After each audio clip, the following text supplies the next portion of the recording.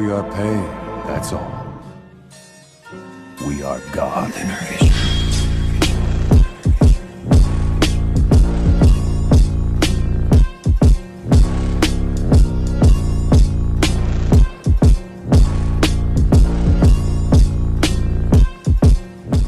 Hey guys! Here is part 6 of What If Naruto Became a Jonin Sensei. He was left broken from the death of his parents. The one man who had salvaged the pieces burned to ashes in front of his eyes. At times, he questioned the meaning of life. But who knows? Maybe these 3 little genin might show him the answer. Don't forget to hit like and subscribe and check the author in the description. Let's start. Chapter 11, Endure.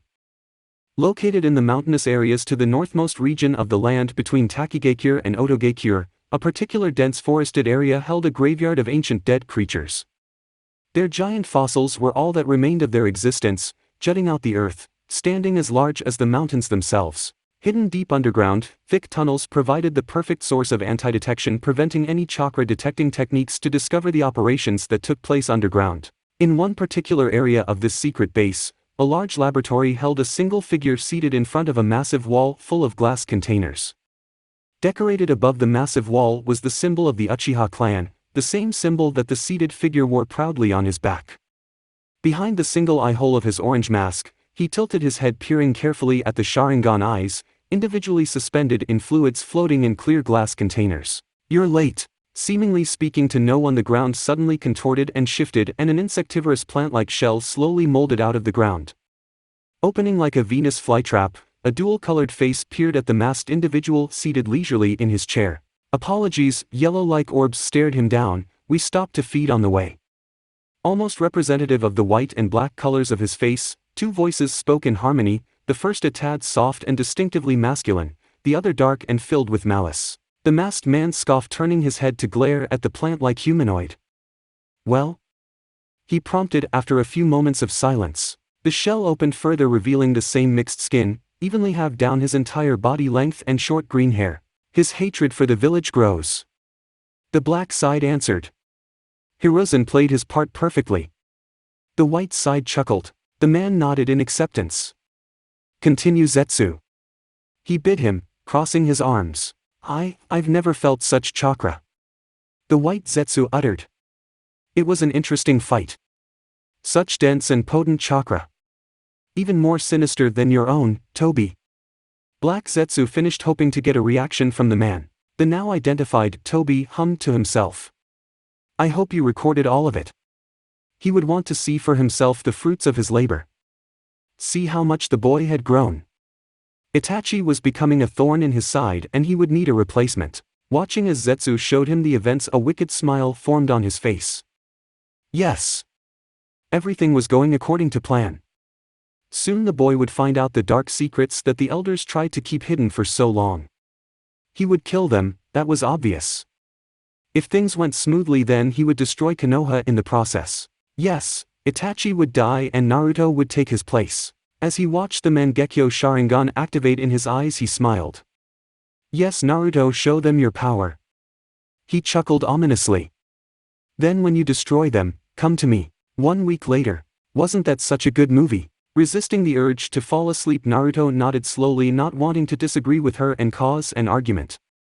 They had just finished watching some geisha movie about a little girl sold into the trade by her family. It followed her life in an almost heartbreaking, slightly tragic story. Naruto was barely paying attention. He glanced to his lovely fellow blonde, rolling his eyes as she blew her nose with a tissue. They were in the living room of his condominium, curled into the couch, having just finished the horrible movie. "So what did you like about it?" Riha asked, looking at him curiously.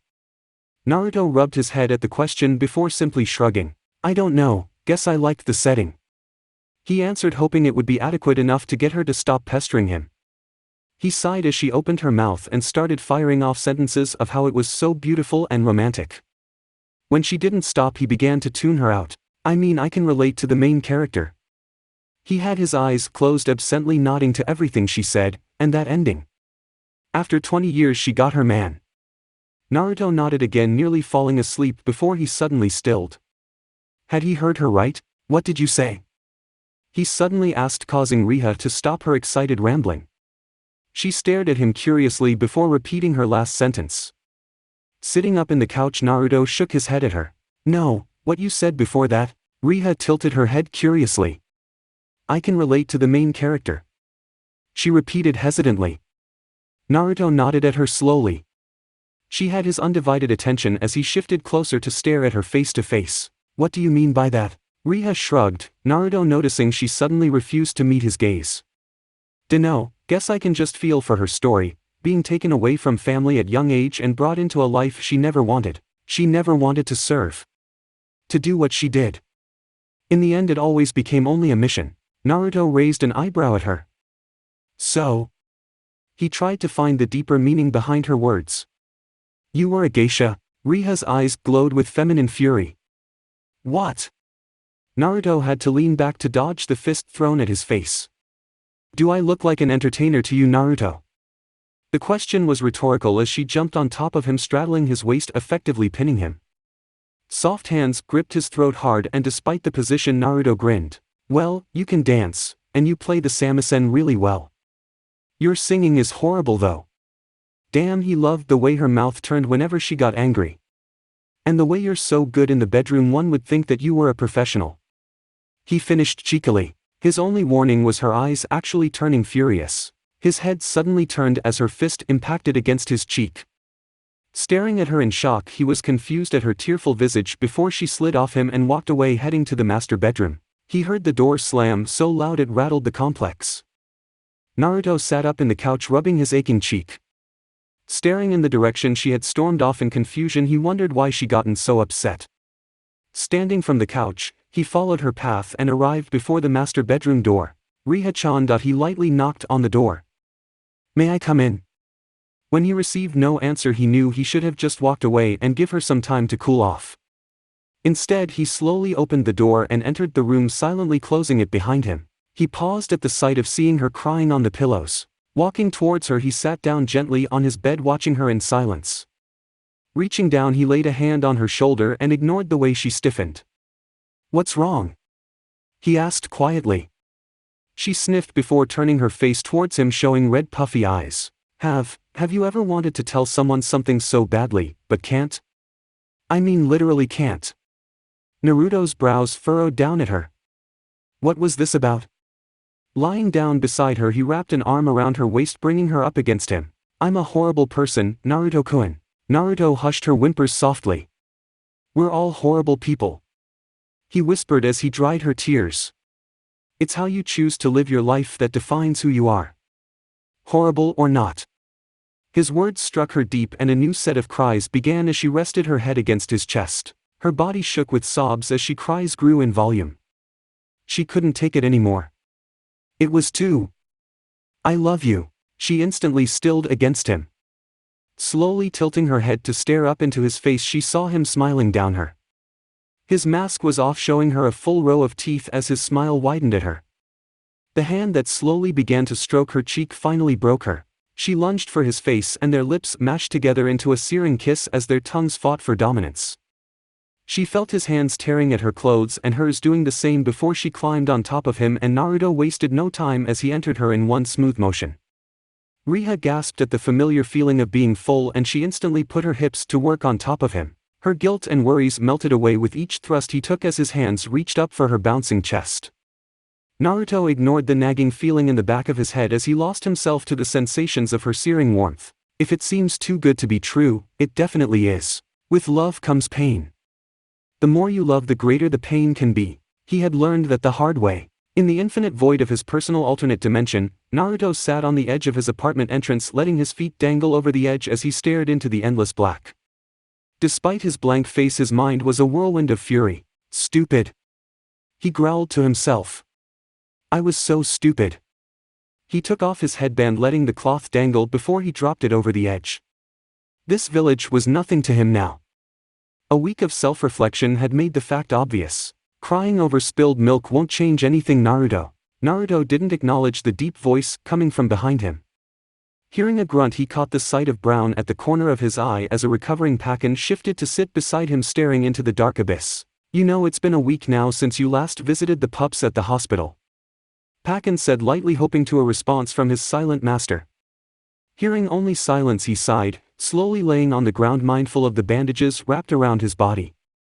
He had to thank Hana for her work. Naruto, he said after a moment of silence. It's not healthy to stay cooped into this dimension thingy staring at. He gestured to the dark, this. It's depressing as fuck here. It was really the silence that bothered him. The only sounds that were heard were that of their own voices. I want to go home, Naruto. Not stay here and have entertainment in the form of a dark abyss. There wasn't any TV here. Don't you miss home? Pakken asked in exasperation. During the week of self-isolation, Naruto had only returned home once before leaving. Her scent was still fresh in the air and he couldn't take the smell. So he had teleported himself here, choosing to sit for hours on end staring at an endless darkness. Pakken was unfortunate enough to have accompanied him. Why don't you go interact with your friends, huh? At the condo your voicemail was full from those missed calls from Kurenai-chan. You know how angry she gets when she's ignored. The pug never saw his eyes narrow. Pakken painfully sighed. Geez, Naruto, I can't believe you're sitting here brooding because you got played by some chick. Wipe your ass and get over it.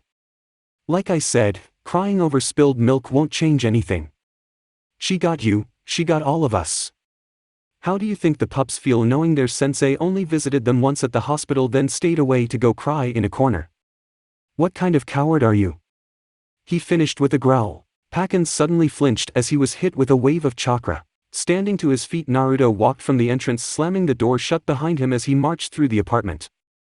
Pakken watched with growing trepidation as Naruto's form disappeared into one of the rooms. Limping in the direction Naruto had gone, he paused at the edge of the doorway, peering into a room filled with various weapons and stockpile of armaments. A personal armory.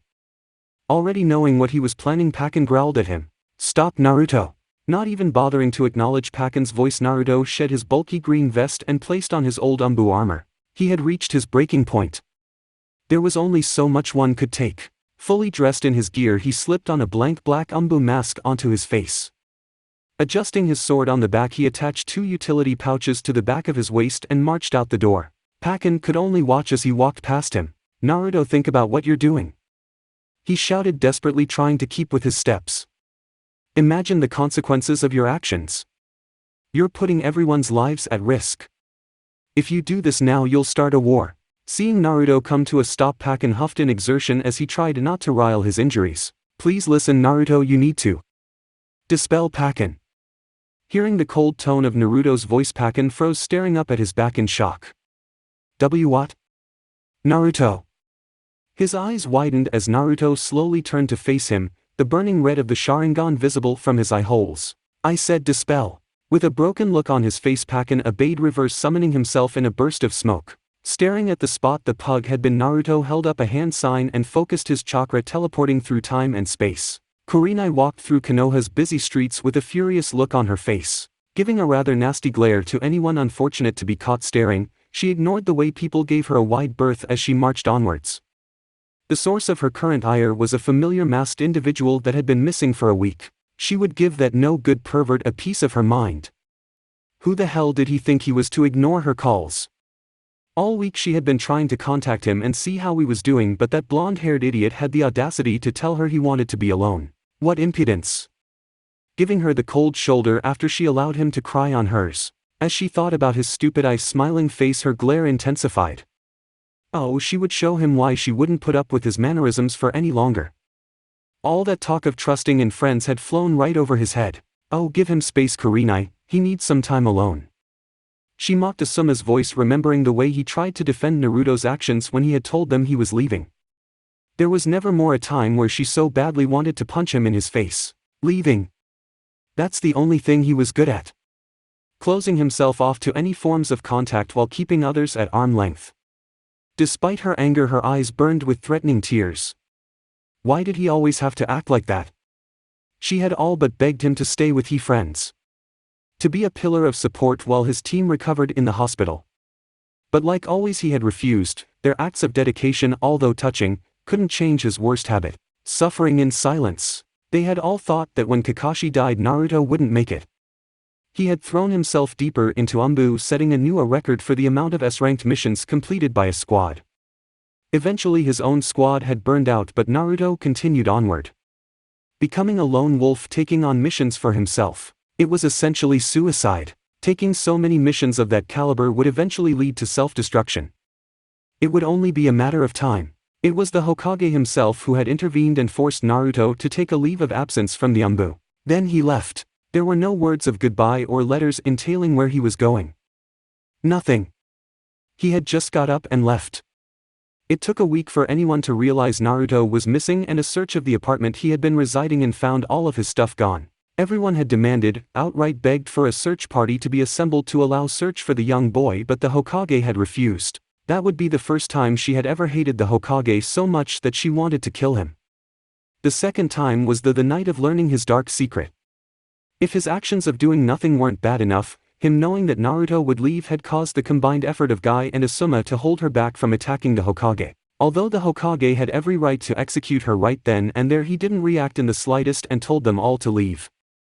Seeing nothing would be done, they all left, their respect for the Hokage evaporating as they could do nothing but wait for Naruto's return. 1 year had passed. One had eventually turned into 2. It was a few months after the second year of his leave that rumors of a so-called yellow fang began to pop up around Iwagakure. Said to be the descendant of Konoha's white fang come to lay vengeance on all her enemies. Then he came back. It had been during time when the village would annually celebrate the day of the Kyuubi attack with a huge festival. It was broadcasted event played across the entire country for anyone with the paid programming being able to view. Regretfully, it was the same date of Kakashi's death and his birthday. So everyone had found themselves gathered to silently reflect and be amongst friends. It had been during the midnight during the ending stages of the festival where the entire village would gather for a moment of silence for all those that died during the attack. And it was that very same moment that Naruto decided to appear. She remembered the shock that day when out of nowhere a toad the size of the Hokage mountain dropped into the middle of the village with the force of a bomb. In front of the population of Konoha, Fire Lord, he had decided to attend that year, politicians, military, the entire country. Naruto had posed the big question, am I late? It would forever be recorded as the highest viewed Kyuubi festival in years, setting a new record for the most watched broadcasted event in the elemental nations. He even had the audacity to rejoin the Anbu the next day. And then came the Cold War that Naruto had unintentionally started by killing the Gobi Jinchuuriki, Han in Iwagakure's own territory. Before she knew it, Naruto had somehow jumped from A-class warrior to S-class monster and become something of a shinobi celebrity to his utter disdain. It had been an interesting year. A 16-year-old had caused utter pandemonium. Tensions were high with IWA and war was said to be on the horizon. If all of that wasn't bad enough, Kyomo just had to go ahead and try to make an attempt to kidnap a Hyuga. That would be the last straw before the third would send out the message to mobilize Konoha's army. It would be the fourth great shinobi war. It would be hell. So many promising young children forced to experience the horrors and hardships that their generation experienced. It was with a desperate gamble of hope that the reigning powers of each village met in neutral territory to discuss possible solutions for peace and ease the rising tensions. The meeting was held in the Land of Iron under leader of the land, Mifune. Each Kage was allowed one bodyguard. The Hokage chose Naruto. Naruto chose to be late. The details weren't solid, but from the sources she had heard it had been well into the meeting when the Hokage had pulled out a familiar three-pronged kunai and Naruto had teleported to the meeting uttering his apologies. Sorry I'm late, I got lost in time-space. The Tsuchikage and Reikage had right then and there accepted Konoha's request for peace. It was almost heartbreaking to see how things turned out. There were days that she wished the fourth was still alive. That Naruto still had his parents. That things could be different. But those were only wishes. The harsh reality was that the very village had become his worst enemy. After everything he had done, the Hokage and elders had the audacity to look him in eyes knowing that they were cloning an army of Uzumaki from the cells of his dead sibling. It was disgusting, and was all over the fact that they didn't want to lose their weapon. No, it was more than that. After so many years, why would the Hokage tell Naruto about his dark deeds now? Didn't he know that Naruto wouldn't just sit idle while human clones are being made? Regardless, Naruto was suffering because of it. She dismissed her internal thoughts as she came into the more wealthy sectors of the village, tilting her head back to peer at the top of a sky-high condominium. Walking in through the entrance, the security guard on duty trembled at the sight of her. The burly-looking man nervously smiled in greeting. He was a retired police captain that had known Naruto since he had first moved into the building at the age of 16. Ayato-san. Kurenai greeted with a disarming smile. Gee, good morning to you, Kurenai-san. Why, you're looking lovely this morning. He whimpered as she suddenly moved forward to stand in front of him. It was almost comedic to see a man twice her size and weight tremble as she glared at him. Is Naruto in? She asked with a growl. Ayato nervously shrugged. He hadn't seen the lad in a week.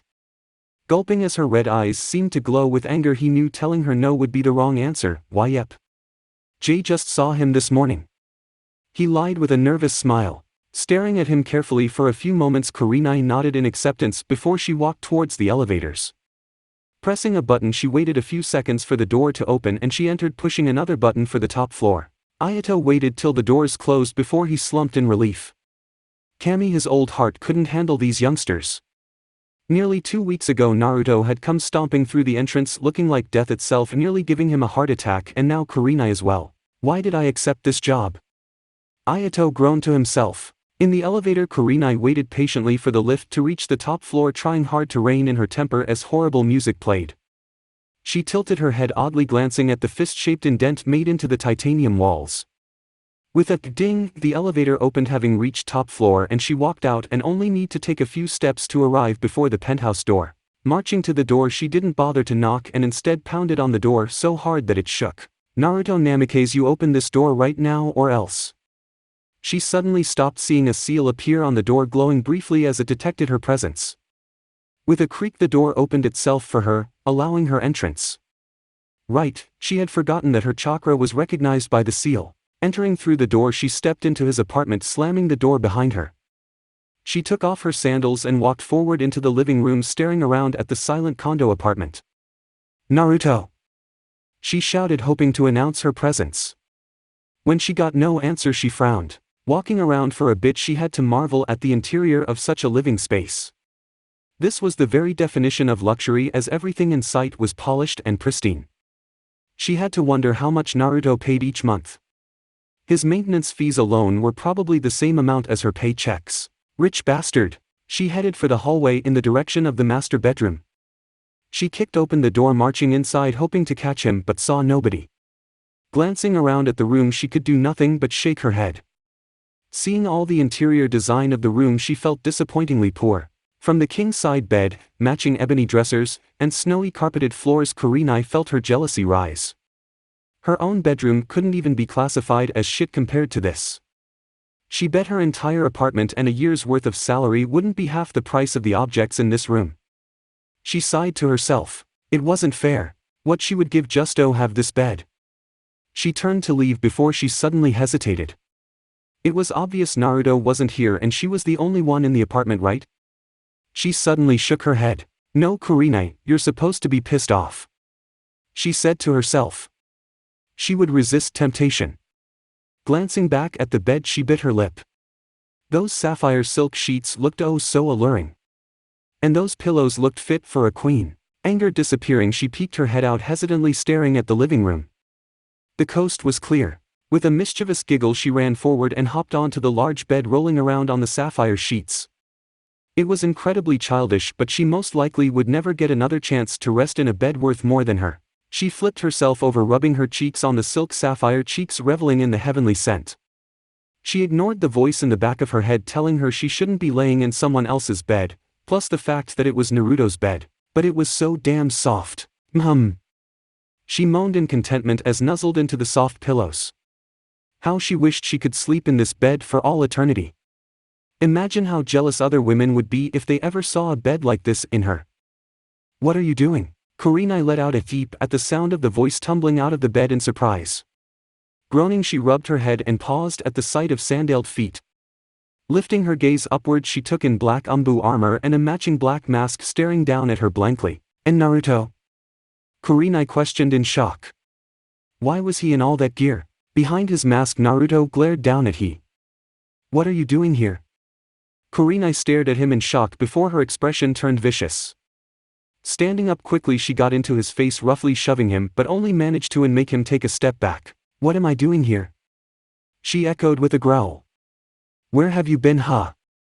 All week I've been trying to contact you and see how you were, but all I got in return was the cold shoulder. Who the fuck do you think you are, disappearing like that, making everyone think you left or worst, even killed yourself? Seeing him just stare, she growled, "Answer me." Naruto coldly turned his back to her. "Go home, Kurenai," he said, glancing at her form over his shoulder. "Or better yet, leave the village," he finished darkly. Kurenai stared at his back in shock as he left the doorway. Rushing after him, she saw him move into the living room and paused at the sight of seeing various scrolls on the coffee table. Watching him begin to seal them away, her stomach dropped at the implications. He was staring this war now. "Give this to my team." Her hands instinctively caught the scroll tossed at her. It's filled with explanations of the Uchiha massacre and a reverse-engineered key to Konohamaru's seal, he said as he walked up to her. "There's also a bank account number that's for a trust fund that I've set up for them. They'll find over 50 million in cash saved for when they reach 16. It's to be split evenly." With that, he walked around her, heading for the door. Kurenai's body refused to move for a few seconds as her brain processed what he had just told her. "What?" He suddenly stopped and turned to her, holding up 3 fingers. "Tell them I'll come for them in 3 years, no 5 at tops, okay? They'll understand." Watching as he reached for the handle of the door, she threw the scroll at his head. Without even turning around or pausing in his movements, his hand shot up and caught it. That was all Kurenai needed to utilize an instant replacement and switch herself with the scroll and knocked him away from the door. Blocking the door, her red eyes narrowed at him. "You're not leaving here." He couldn't start this war now. At least not without planning something. Knowing him, he was going to go in guns blazing and bulldoze his way through Konoha to get to the elders. Naruto's eyes narrowed behind his mask. "You're trying to stop me? What happened to all that Naruto-sama bullshit?" Kurenai returned his gaze just as intensely. "We will stand with you. But not like this," she gestured to his armor. "Despite your strength, you can't go up against Konoha by yourself. That's suicide, Naruto." She shouted desperately, "You'll die before you reach the Hokage tower." Naruto sighed, shaking his head. "Move, Kurenai." It was obvious she never seen Sage Mode. He was ignored. "Think about this, Naruto. Your genin are in the hospital while their sensei plans to kill the elders. What do you think will happen to them after this is all over? They'll be crushed knowing that you left them over some personal vendetta. All I want to do is kill the elders and get the fuck out. And how do you plan do that, Naruto?" She shouted in frustration, seeing she wasn't getting through to him. In a 10-minute time frame, Kurenai stared at him, thinking she had heard wrong. "Did you just say a stabilized Rasen bolt to paralyze the population for exactly 10 minutes? A Rasen Shuriken then thrown at the Hokage tower? Of course the elders would be already moved underground, so a Rasen drill would flush them out. Kill them all, then find those labs and destroy them. When that's all done, I would have to make a run for it, hopefully making it out of the country by nightfall. After that, who knows? Maybe he would head to Kiri. Word is they were giving political asylum to missing means. For a price." She knew she shouldn't be surprised, but she would be lying if she said she wasn't. "If all else fails, use this, Kamui, and send myself and everyone around me to oblivion." He knew for certain he could make it to the elders, but getting around Umbu and Root would be extremely difficult. So if he was going to die, he would at least send those bastards with him. He had been practicing all week. Having finished speaking, Naruto made to move forward but again was blocked by Kurenai. "So you plan to kill yourself if you fail?" she asked as tears filled her eyes. Naruto just sighed at her determination. "Be thankful I'm not planning to destroy the village," he fired back. Even if he did, he would make sure to avoid damaging the hospital. Kurenai glanced at him sharply, refusing to let her tears fall. "You don't mean that. I'll kill anyone that gets in my way." Patience reaching its limit, Naruto moved forward ominously. Kurenai was already blitzing through hand seals, and Naruto paused as she disappeared before his eyes. He frowned as he suddenly found himself pinned to a tree. A large root coiled around him, making him grunt. Tilting his head back, he saw Kurenai seemingly emerge from the trunk of the tree, holding a kunai to his neck. "Please, Naruto, don't make me."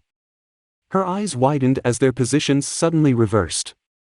It was her now stuck to the tree with Naruto standing in front of her. But when did she suddenly saw the red glow in his eye hole and cursed. Genjutsu reflection. Seeing her freeze, Naruto made to move towards the door but stopped as a wire wrapped around his forearm.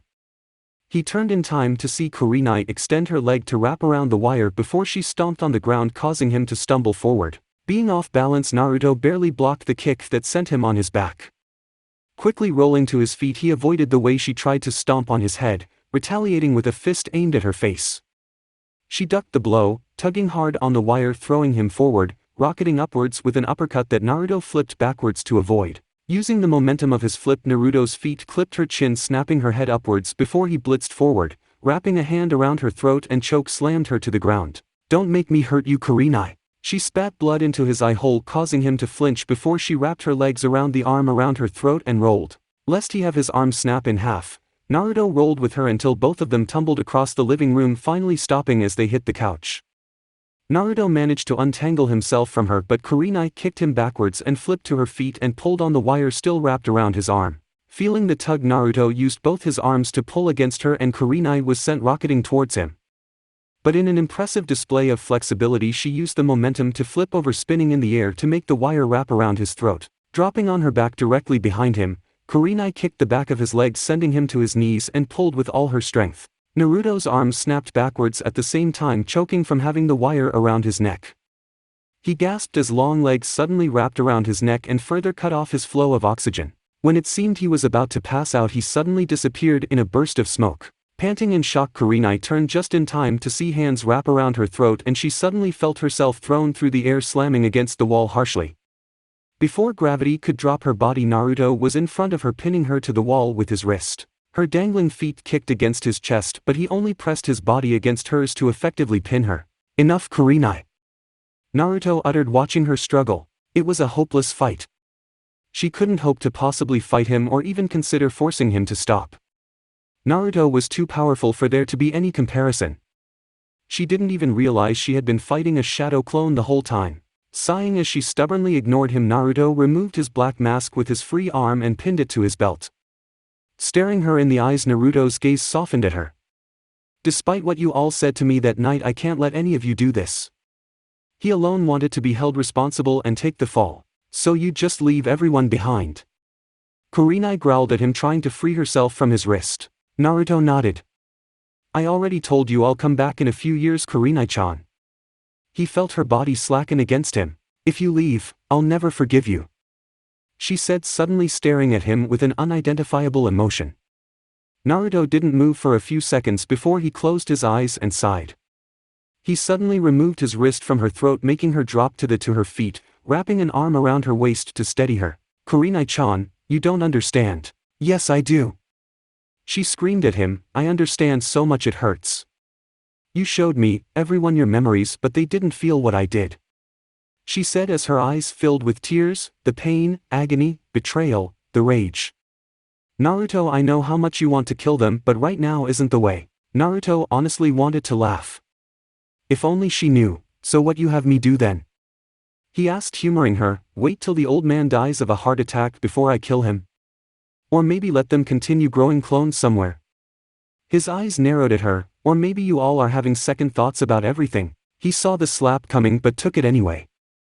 "Don't you dare call me a coward, Naruto," she snarled at him. "My words weren't just talk." "So then what do you want me to do?" Naruto roared back at her. "Endure, Naruto," Kurenai whispered as the tears finally fell. "You have to endure." He watched in silence as she broke down in front of him before her sobs filled the silent apartment. Wordlessly, he tugged on her arm and pulled her into a warm embrace. He guided her head to his shoulder and lightly ran his fingers through her long black hair. He couldn't stop his thoughts from drifting to that same night. Their positions had been reversed.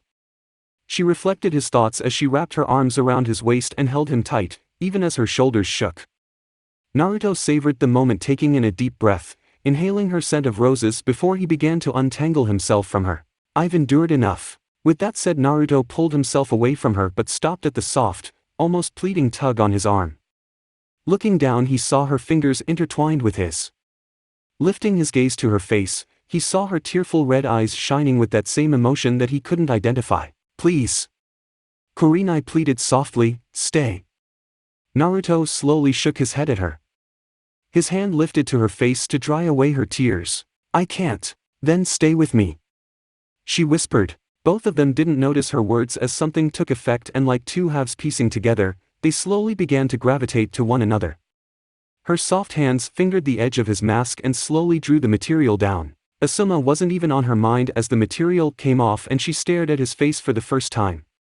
She couldn't control her hand as it lifted to softly stroke the lines on his cheek, and that was all it took for Naruto to start leaning towards her. This was wrong. He knew he should have been out the door by now, but at the same time it felt so right. Are we interrupting? He felt Kurenai jump at the sound of the soft-spoken voice coming from behind him, and she thankfully pulled up his mask as he turned to the individuals. Eyes narrowing at the figures at his door, he frowned. You're late. Sorry, we had to take the long way around to sneak in here, Naruto-san. This voice was different from the first. Rougher and having a cheeky tone to it. Almost if he was grinning. Naruto finally moved out of her way, allowing her to see the figures at his door, and Kurenai felt fear strike her like a bolt of lightning. Removing the straw hats from their heads, both Itachi Uchiha and Kisame Hoshigaki stared at her curiously. Kurenai gaped at the two missing men taking in their attire. Matching black cloaks, with red clouds. Where's the fireworks, Naruto? Kisame pouted at him. I thought you'd start by now.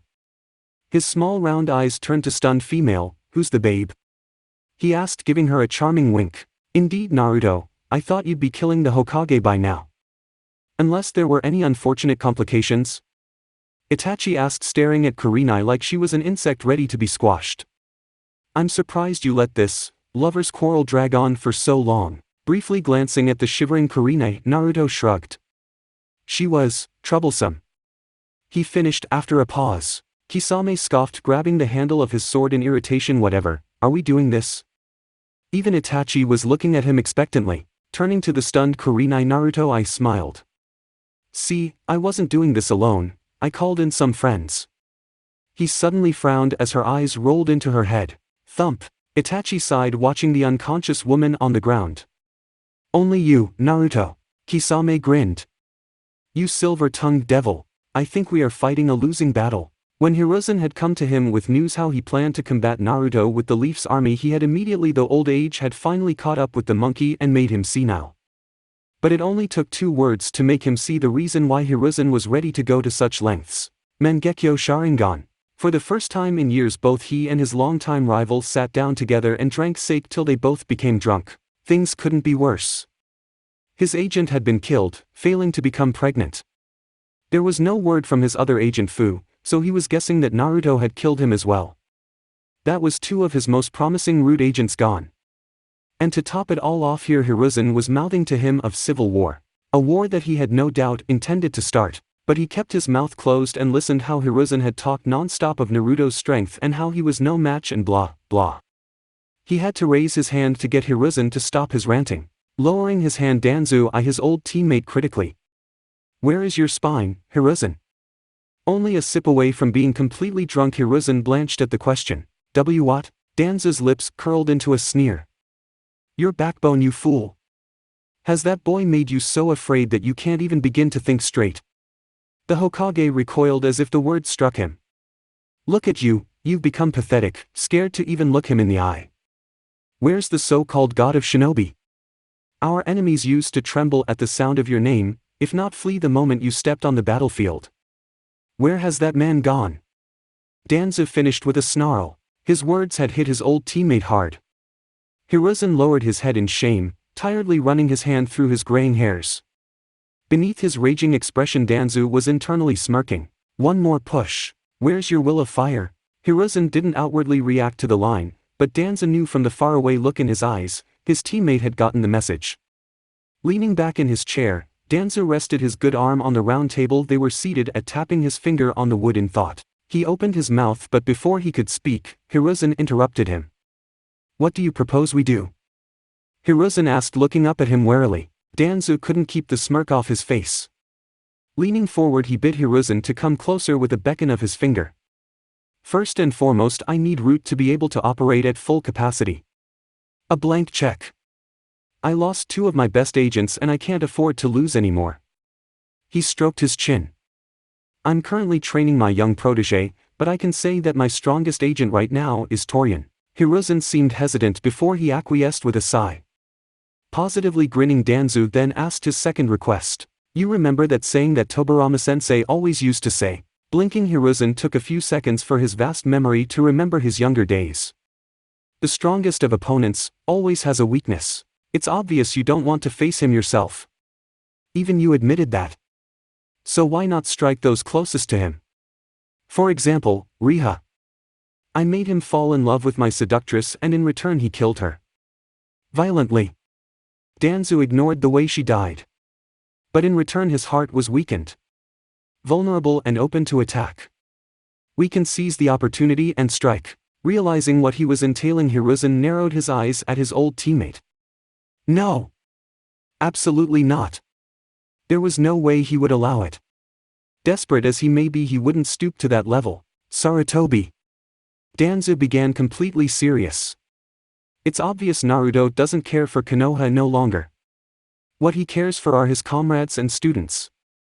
Imagine striking them down before his eyes. He would ultimately fall. Hiruzen grounded his teeth together, shaking his head. No. Grind fading from his face, Danzu leaned back to stare at his teammate blankly.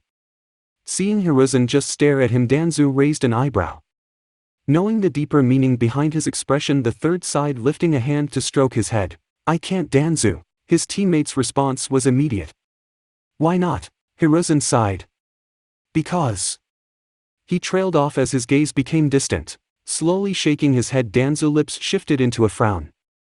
You're amazing, you know that. Here I was thinking you were finally showing some spine, and now you've gone and turned back into a whimpering pussy. Hiruzen stared at his old teammate, almost shocked to hear him use such foul language before he sighed. He knew exactly what Danzu was talking about. From that day. How it still haunted him. Realizing Hiruzen knew what he was thinking, Danzu jumped on the opportunity. Hiruzen was open at the moment and he probably would never get such a chance as this again. Why did you kill her, Hiruzen? The sudden question caused him to freeze. Shifting his attention back to his teammate, he saw Danzu peering at him curiously, his head a tad tilted. Feigning ignorance, Hiruzen stared down at the sake cup in his hands before bringing it up to his lips, drinking the brown liquid. Kill who, Danzu? The burn didn't help at all. Danzu actually laughed before he looked at Hiruzen with open pity. Do you really want me to say her name, Hiruzen? He remembered how long it took Hiruzen to mentally stabilize, his old teammate having to visit Yamanaka therapist, wanting to have the memories wiped from his brain. For some strange unexplained reason, those memories refused to be deleted. Refused be forgotten, almost as if it was punishment for Hiruzen to live with the rest of his life. It was an unexplained phenomenon. Please, Danzu. Hiruzen was practically begging, don't do this. Not now. Danzu shrugged. Why, Hiruzen? What are you so afraid of? It wasn't like he was about to go run and tell Naruto, or anyone else for that matter. He actually frowned at the thought. Seeing what Naruto did to Riha, he could only imagine what he would to Hiruzen. Just drop it, Danzu. Let the past remain just that. You're the one who's still suffering after all these years, my old friend. Neither I, nor Hamura and Koharu are the ones dealing with anxiety. You are. You're the one who hasn't let go of the past, or rather I should say you can't let go. He knew he struck a nerve as Hiruzen leveled him a gaze full of killing intent. Not another word, Danzu. Issuing back a look just as fierce, Danzu held his ground. I want to know why. Be quiet, Danzu. No. Tell me why you killed her. I said be quiet. Tell em. Silence. The third Hokage slammed his fist down on the round table, shattering it instantly. Danzu watched blankly as his old teammate stared him down, panting. Breathing deeply, Hiruzen took a few moments to compose himself before straightening. They both stared at each other in silence, one of blank empathy and one of barely concealed hatred. Breaking eye contact, Danzu shook his head. Coward. He said with a condescending mutter. What did you say? Hiruzen grounded out, standing to his feet. His enormous chakra began to rapidly spike, causing the walls around them to crack and break apart under the strain of the dense pressure. Despite the overbearing pressure, Danzu remained unfazed. Drinking some sake, he savored the burning flavor.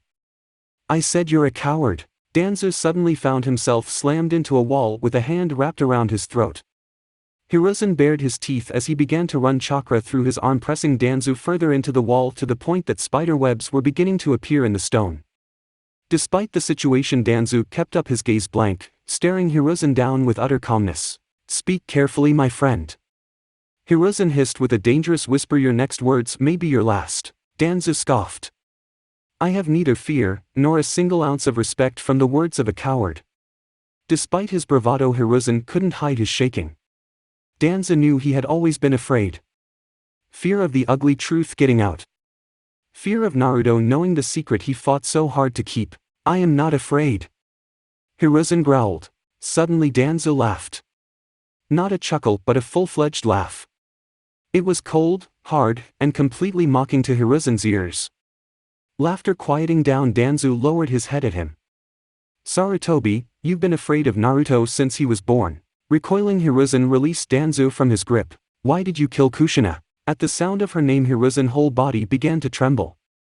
He fell to floor as he began to pant harshly, the perspiration dripping down his form making his robes damp.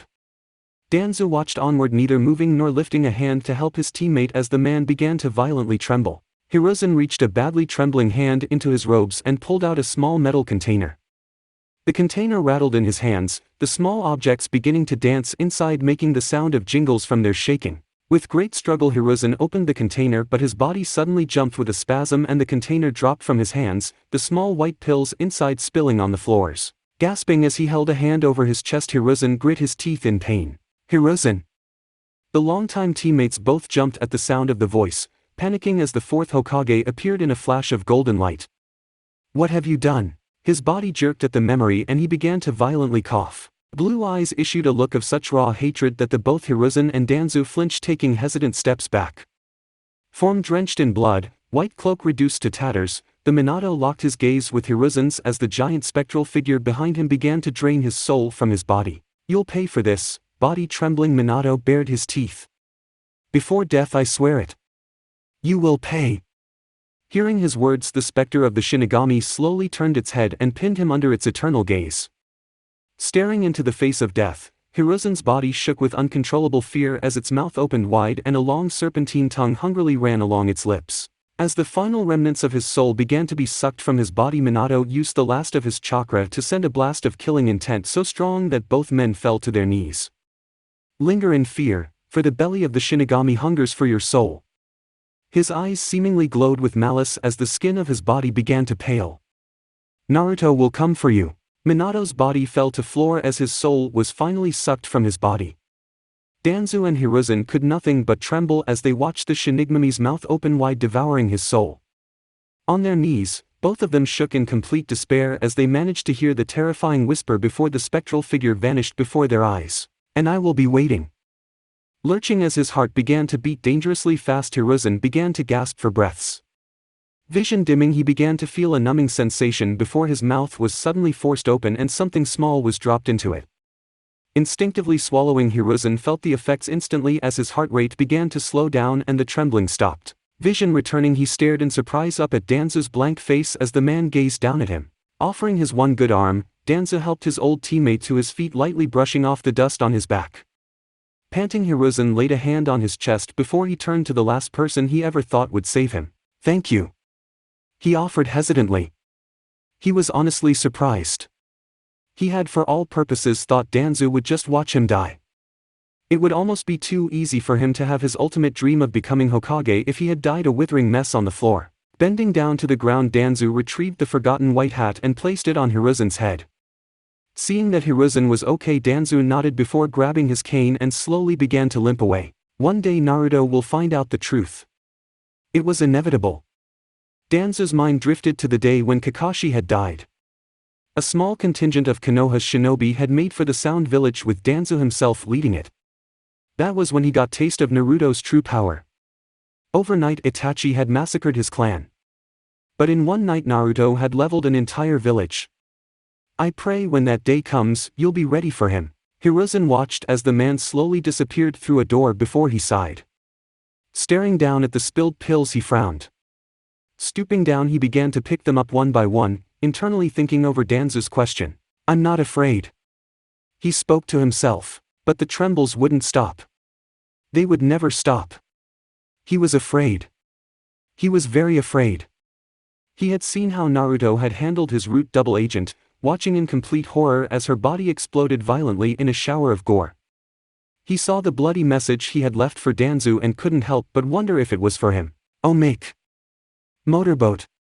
Clad in her familiar bandage dress, Kurenai walked down the busy hallways of the hospital, dodging rushing personnel that came in her way. She had foregone her headband today as she wasn't actually on active duty, allowing her black locks to spill over her face.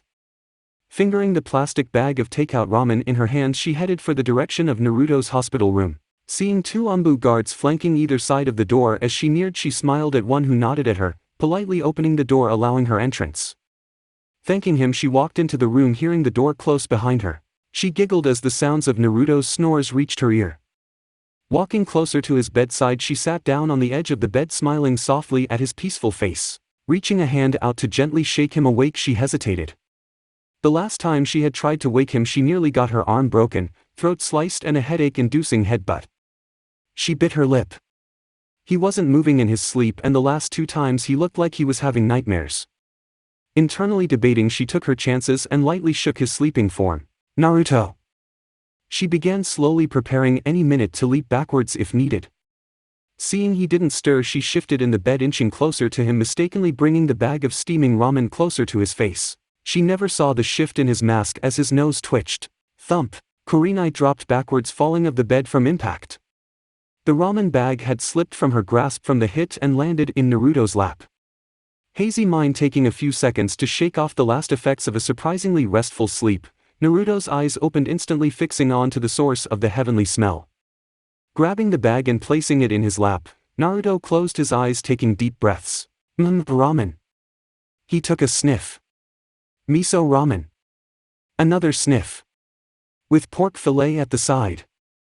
Hoisting the bag upwards to the ceiling, he tilted his head back and let out a shout. May Kami bless the soul that brought me this delicious sacred food. Without further ado, he opened the bag and paused at the sight of not 1 but 2 large servings. Eyes shining with hunger, Naruto ripped the plastics on one of the chopsticks and opened the styrofoam cover. He fingered his mask to pull it down, but suddenly paused as he caught the sight of red. Peering over the side of the bed, Naruto glanced down, surprised to see Kurenai. She was staring numbly up at the ceiling, holding a hand on her head. Following her line of gaze and seeing nothing but white ceiling, Naruto raised an eyebrow at her. Hey Kurenai, her red eyes slowly turned to him. What you doing down on the cold floor? When she stared at him till the silence became uncomfortable, Naruto began to feel a trace of fear. Glancing at the ramen in his hands, then back at her, then finally to the ramen again, he hesitantly offered her the styrofoam bowl. Would you like some ramen? Ever so slowly, Kurenai stood to her feet, dusting herself off, never taking her eyes of Naruto's mixed gaze. Naruto watched in anxiety as she gently touched the small red spot on her forehead. He was thankful his mask hid his grin, because the mark almost matched the colors of her eyes. Almost like she had a third eye. Why is it whenever I try to wake you I get hurt? The question was rhetorical as she inched closer, getting into Naruto's personal space. I mean, I just finished taking my aspirins from your last headbutt, and now I'm going to have to go to the convenience store and buy more. Slowly leaning away as she edged ever closer, Naruto's back hit the headboard, effectively cutting off any chance of escape. His eyes hesitantly flickered to the window but reconsidered the route. It was a long way down. I walk all the way from Ichiraka Ramen to check up on you, and the thanks I get is a headbutt. She gritted her teeth together as her red eyes seemingly began to glow, causing Naruto to tremble. Headbutt. Headbutt. Headbutt. She suddenly lunged for him, wrapping her arms around his throat. Naruto instinctively held his ramen out of harm's way but panicked as he watched the plastic bag holding the other ramen hanging dangerously over the bed's edge. You hard-headed oaf. She grit her teeth as she increased her grip, and Naruto ignored the pain, stretching out his hand to save the precious ramen. He was so close. Kurenai suddenly shifted and pinned his reaching arm with a knee. Naruto could do nothing but watch as the ramen fell over the bed and spilled on the floor. No! The 2 operatives guarding the door heard the shout from outside and charged into the room with their swords drawn, only for their mouths to drop behind their mask at the scene. From her position, Kurenai was actually straddling his waist, having climbed on top of him for her hands to reach his throat. But that's not what caused them their shock. Her bandage dress had come undone a tad, revealing significant amount of cleavage through the fishnet she wore underneath, and from the looks of it, Naruto's baggy pants had lowered from the struggles. Both had their hair disheveled and were panting, with Naruto holding a ramen cup. One of the agents actually took off his mask, revealing a pale face, and rubbed both his eyes, staring at the scene. Yep, he was in fact seeing Kurenai Yuhi on top of Naruto Namikaze. Placing his mask back on, he gestured to his numb partner. Come on man, we don't get paid enough for this shit. Both of them walked out, leaving the two occupants in the room. Staring at the spot both Umbu had just been, Kurenai and Naruto shared a glance and finally saw their appearances. Simultaneously both their faces colored. Kurenai looked down, seeing one hand resting on his chest and the other on his stomach. Her gaze unintentionally lowered and she caught the sight of black boxers. Naruto meanwhile could do nothing but stare at the way her chest rose and fell with each breath she took. Holy shit, Kurenai, your tits are huge. Knowing he probably would never ever get such a chance like this, he posed the question that had instantly popped into his mind. Can I motorboat you? Kurenai was just about to take herself off of him, paused in her movements. Frowning, a delicate eyebrow raised in confusion. Motorboat? Naruto's mask shifted as he grinned. Hold still. He fingered the edges of his mask as he began to lean upwards. Minutes later, Kurenai sat on the edge of the bed with her clothes properly fixed and a respectable amount of distance in between the other occupant. Crossing her arms under her chest, she glared at the wall, ignoring the burn of her cheeks. Naruto painfully grinned at her colored cheeks that betrayed her expression. Bloody and bruised, with one eye swollen shut and his hair covered in ramen broth, he managed to giggle, causing her to sneer at him. I'm never talking to you again. Naruto shrugged painfully. So, totally worth it. Chapter 12, Descent into Darkness. I deserve to die.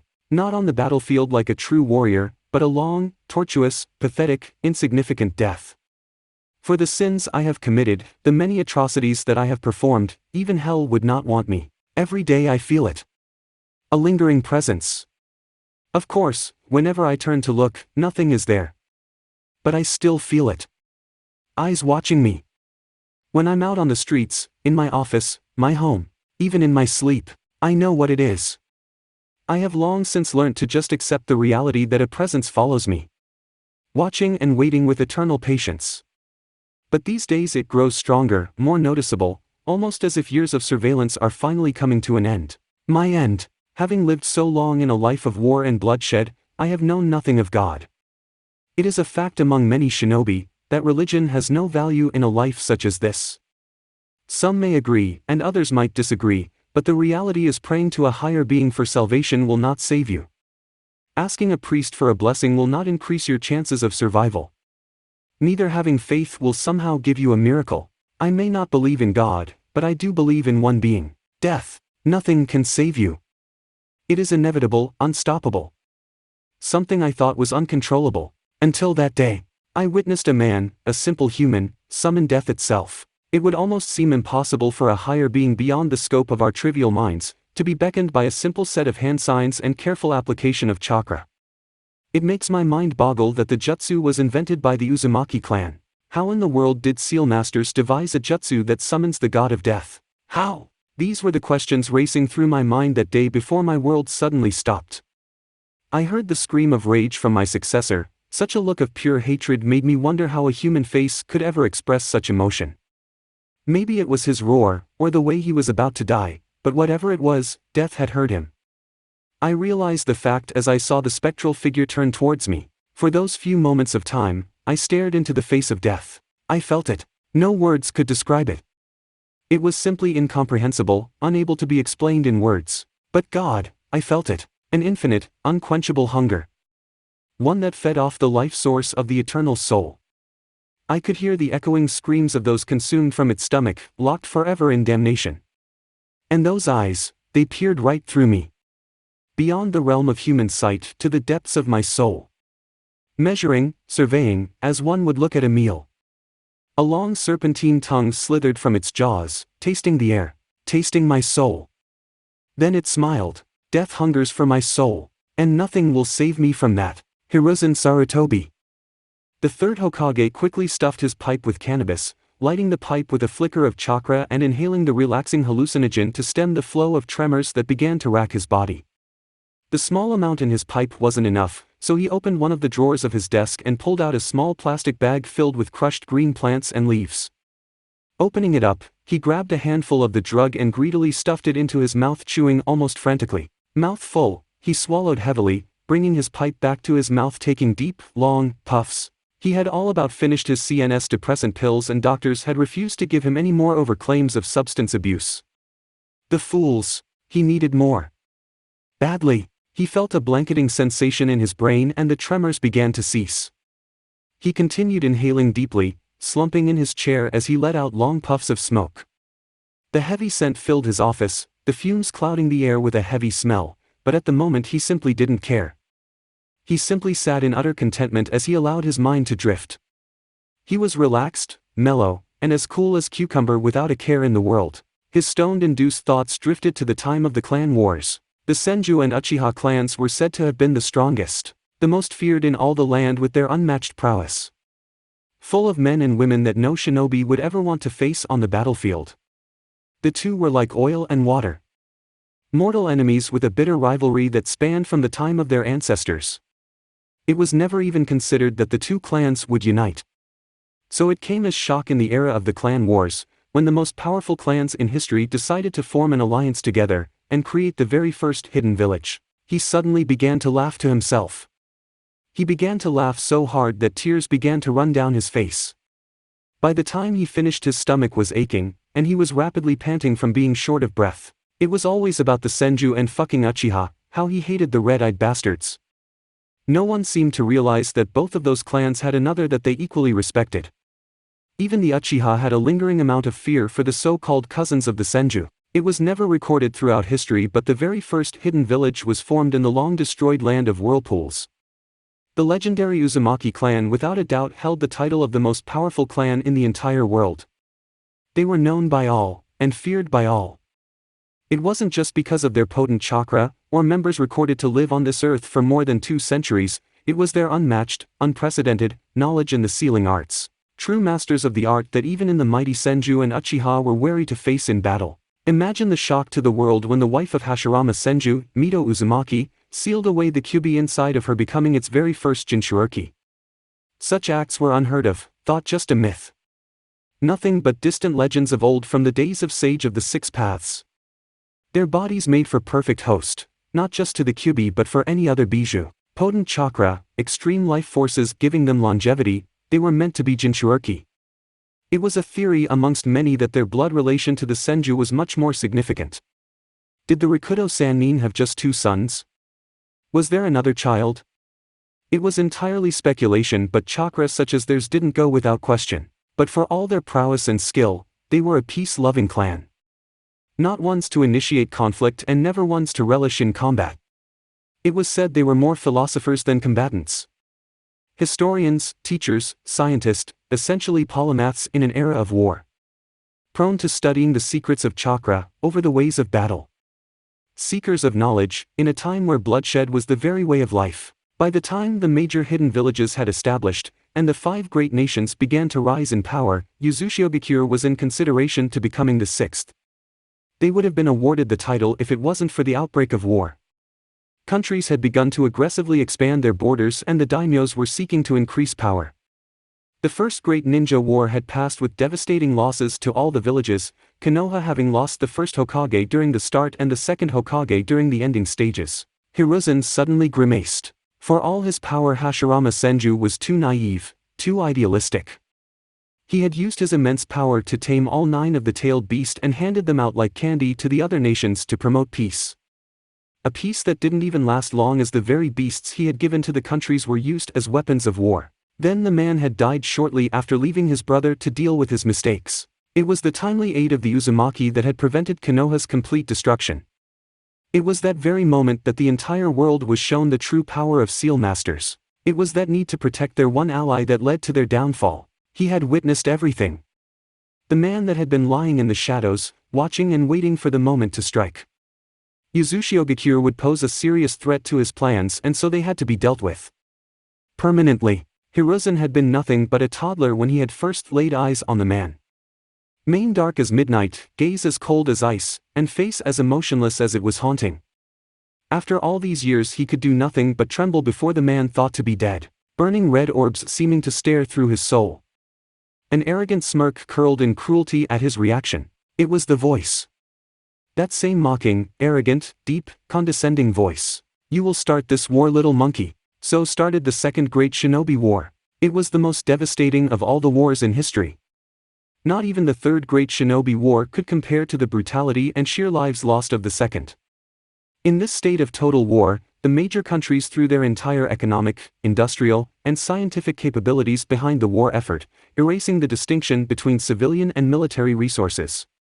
It jumpstart the birth of modern warfare between the shinobi nations, pushing forth the use of medical ninja and the focus of turning children into soldiers. A time when shinobi legends began to rise into the ages. A new era of war. 4 villages, Konhagure, Iwagakure, Sungakure, and Amigakure. 3 great nations and 1 minor nation in total warfare. The largest number of participants accounting for the highest number of casualties. It would actually be considered 5 villages in total, counting the Land of Sky. 2 villages were missing from this war, Kyomogakure and Kirigakure.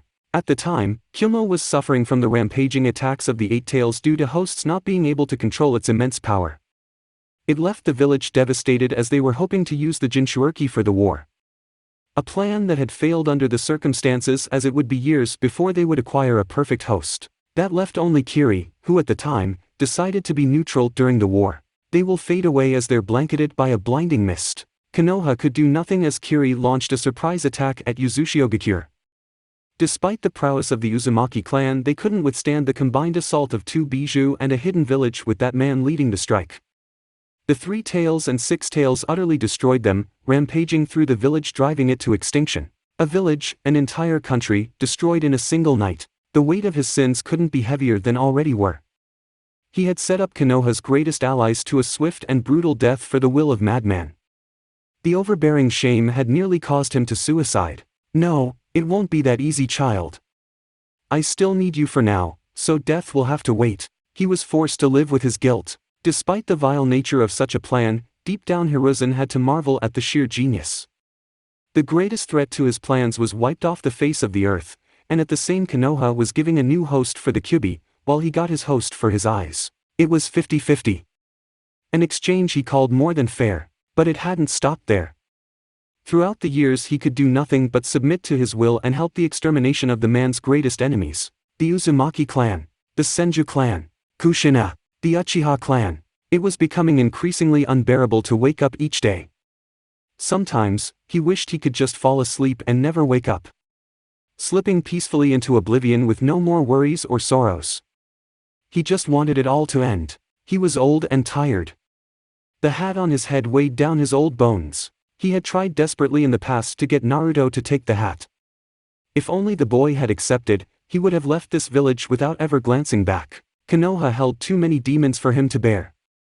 He wanted to just run, escape his tragic past and start anew in a faraway land. It was long since time for him to retire and live out the remainder of his days till nature took its natural effects. But as much as he tried to forget, to end the nightmares that haunted him, it would never stop. The saying goes, the past always come back to haunt you. The irony of what goes around comes around. Looking at his life right now, he was feeling the effects. Was there really a god or some higher form of being playing a game of entertainment with his life? Was all of life, all of creation, just some form of amusement? Or maybe it was just his age had finally caught up to him and he was going off the deep end? Driven to madness by the face that plagued his nightmares? Or maybe it was just the weed talking. Is this what fear has done to you, little monkey? His body instantly locked up. The heavy silence that had just encompassed his office was deathly still. The only sound he heard was that of his pipe hitting the ground as it fell from his trembling fingers.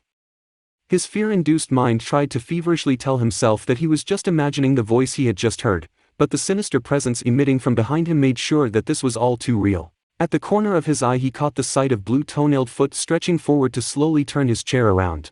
Now facing the man in front of him, Hiruzen's body began to shake uncontrollably. One foot hanging off the ledge of the desk and the other folded over a knee, a single Sharingan eye peered at him through the hole of an orange flame-patterned mask.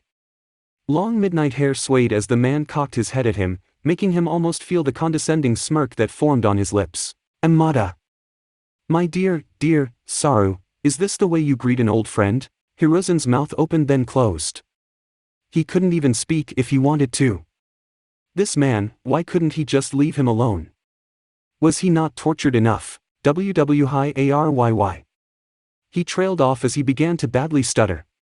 Seeing this, the man slowly shook his head in pity before leaning forward to make Hiruzen stare into his spinning orb.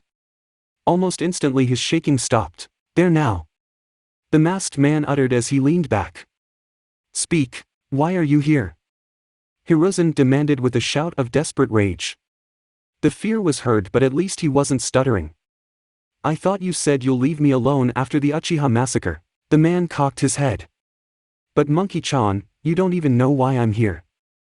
His voice deceptively sounded like a pout. Hear me out at least. Not waiting for an answer, he hopped off the desk and walked towards the window to stare out at the village. Hiruzen watched him wearily from his chair. I hear your root seductress failed her mission, he said after a few moments of silence. Had a rather nasty ending to her life in the process. If Hiruzen was surprised that the man knew, he didn't show it. And? He questioned, wondering where he was going with this conversation. And, the man continued, before that you told Naruto about your mass clone production. Hiruzen absently nodded, remembering the day. If that wasn't enough, he knows about the condition of your grandson. Give or take, the boy had a year before his body broke down. Maybe even less considering the events of Blackwater. He turned to face the seated Hokage, watching the way his eyes had gone distant. Do you think after learning all of this, Naruto would sit still and just twiddle his thumbs? His mask hid his smirk as Hiruzen glanced up to him sharply. Don't you think Naruto would be, he shrugged, I don't know, pissed? Hiruzen's eyes were locked onto him as he began to slowly pace back and forth. The village that he has served from the age of 7 has betrayed him. The very Hokage guilty of using the cells of his dead sibling to mass-produce clones of the Uzumaki clan, and to top it off, one of his students is a ticking time bomb. His eyebrows rose with each word as the man listed off his crimes. How can you not expect him to retaliate? Hiruzen gasped. He wouldn't. The masked man nodded his head smugly. He would. The god of shinobi dropped to his knees in front of the man, grabbing onto his black robes. Please, help me. He'll kill me, everyone. Hiruzen begged. You have to do something. The man waved a finger down at him, sking. Little monkey, this is all you're doing. The whisper caused Hiruzen to freeze. The extermination of the Uzumaki clan, well, not them, but you still set them up, the Senju clan, and Uchiha clan was all ordered by you. The sins of the past have finally caught up to you. He nodded to himself. Vengeance, little monkey, in the form of Konoha's most powerful Jonin. He shrugged. You're absolutely fucked. No. Hiruzen shook his head. No. It wasn't my fault. You were the one who made me do it. You. He accused. You're the one with the whole master plan. You're the one to blame. You can lead the horse to water, but you can't force it to drink. The man responded. You're the one that was so convinced that your life was worth more than theirs. Again, his shoulders shrugged. You could have just said no. He rubbed his chin.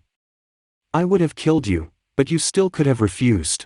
Hiruzen knew it was true. He could have just said no and fought till his dying breath. Death would have had him that night, but at least he could say he died fighting the legendary Uchiha.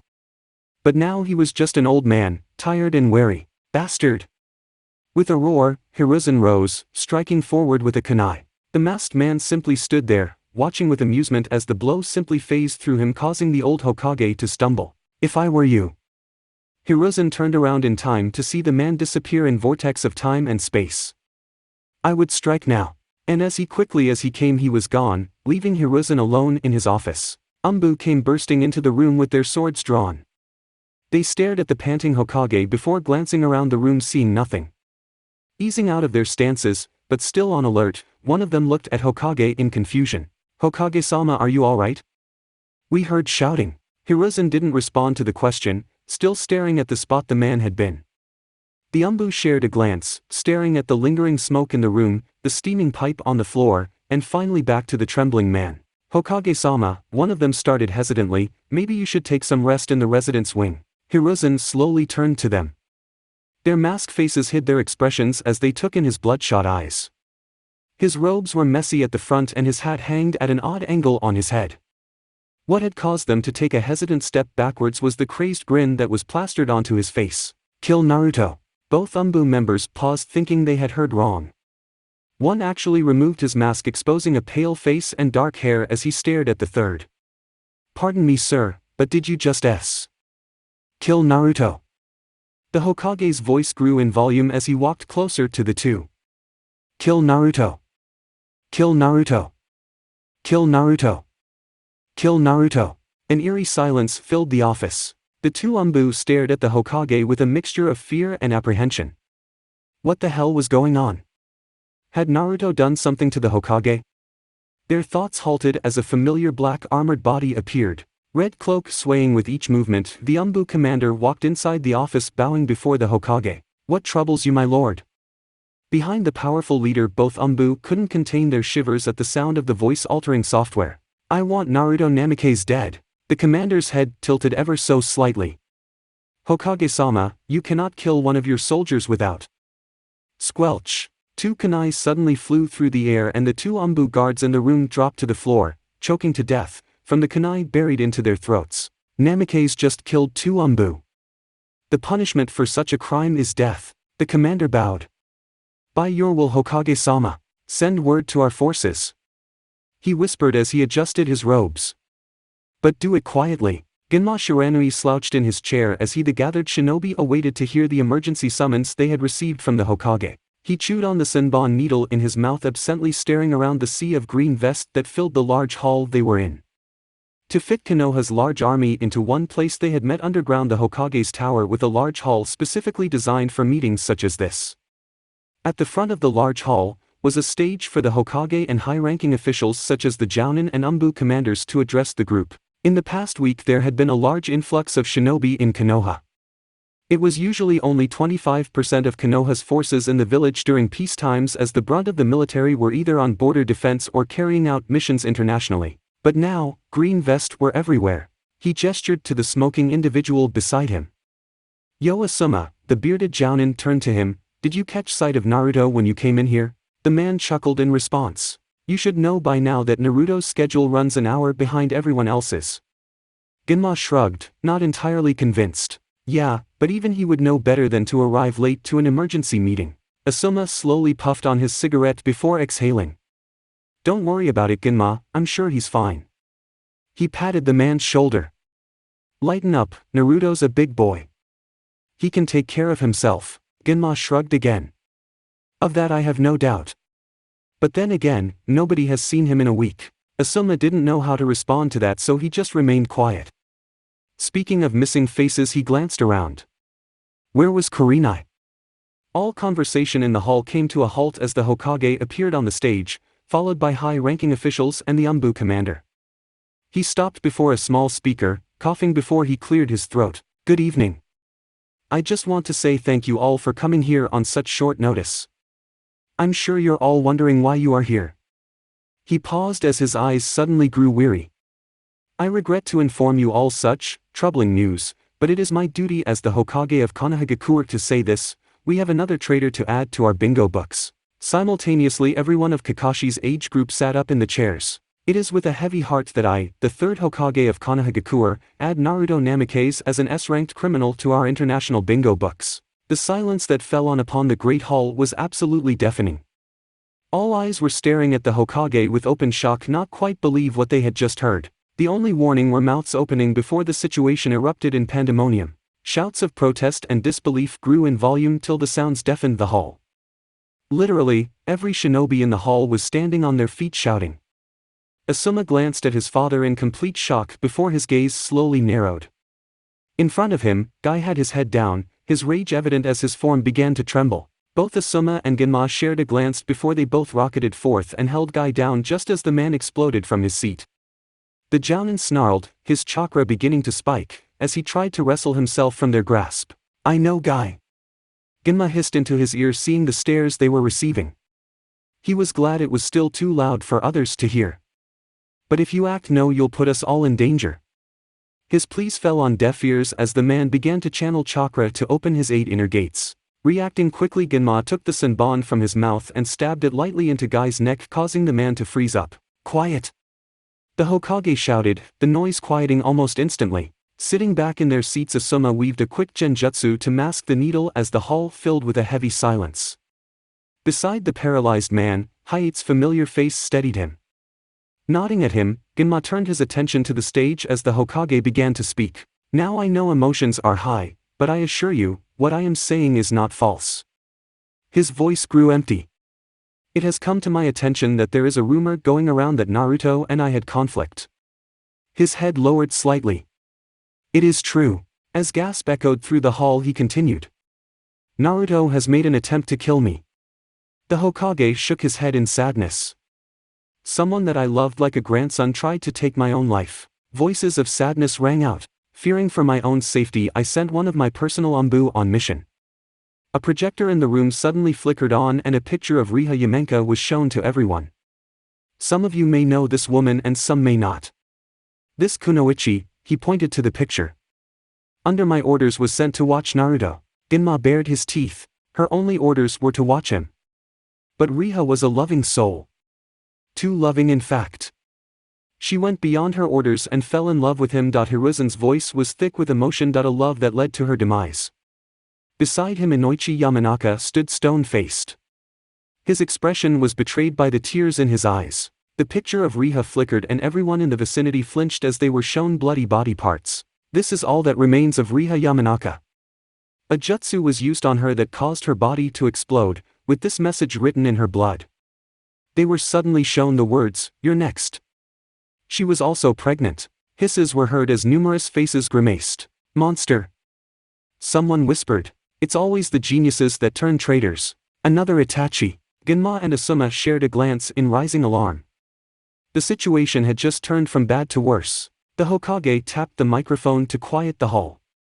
The killings hadn't stopped there. For you see, in his anger, Naruto, feeling betrayal at Riha, went after her brother sent to guard her. Another picture was shown, this time of an auburn-haired man. Fu Yamanaka. The Hokage sighed wistfully. He died trying to save his sister. Faces were in horror. Like a true soldier, he sent out a message in time before Naruto brutally killed him. And just this morning 2 Anbu sent to survey him were killed. Another picture showed the Anbu in reference with kunai lodged into their throats. Death to the traitor. A man shouted as he stood up. Others around him stood up as well as the line was repeated like a chant, growing in volume till it echoed through the great hall. Only those that knew the truth remained seated staring at those around them in disgust. Quiet. Hiruzen uttered lightly, trying to calm the rising emotions. Quiet please. Eventually everyone calmed down and the chanting stopped. Looking at the now seated shinobi, he cleared his throat. Despite his betrayal, Naruto was like a grandson to me. The legacy of our beloved 4th Hokage. Many nodded in understanding. I ask you all this, harden your hearts, as I have hardened mine, and let not former feelings of comradeship blind you. Naruto is a traitor. A roar of approval rang out. The Hokage held up his fist. And all traitors must be punished with death. Death to the traitor. The roar was echoed back. I hereby order immediately the death of the S-class traitor Naruto Namikaze. His face turned grim. Do not be afraid of his power. As powerful as he may be, he is no match for the will of fire. He nodded sagely. Even the strongest of opponents cower before our flames. Hiruzen watched as anger grew on the faces of the soldier. Shouts were rising in volume and he held a hand up to quiet the room. He lies in the village at this very moment, preparing his next plan to strike. You could be next. His eyes met each face he could see. Your friends might be next. Your family, even your children. He nodded to the shocked faces. After witnessing such acts of violence, what's not to say he would massacre a clan? Never. And Inuzuka roared. I'll rip him apart with my bare hands. Hiruzen nodded at the soldier. Fear not. I have taken the liberty to begin the evacuation of civilians and non-combatants to the underground shelters as we speak.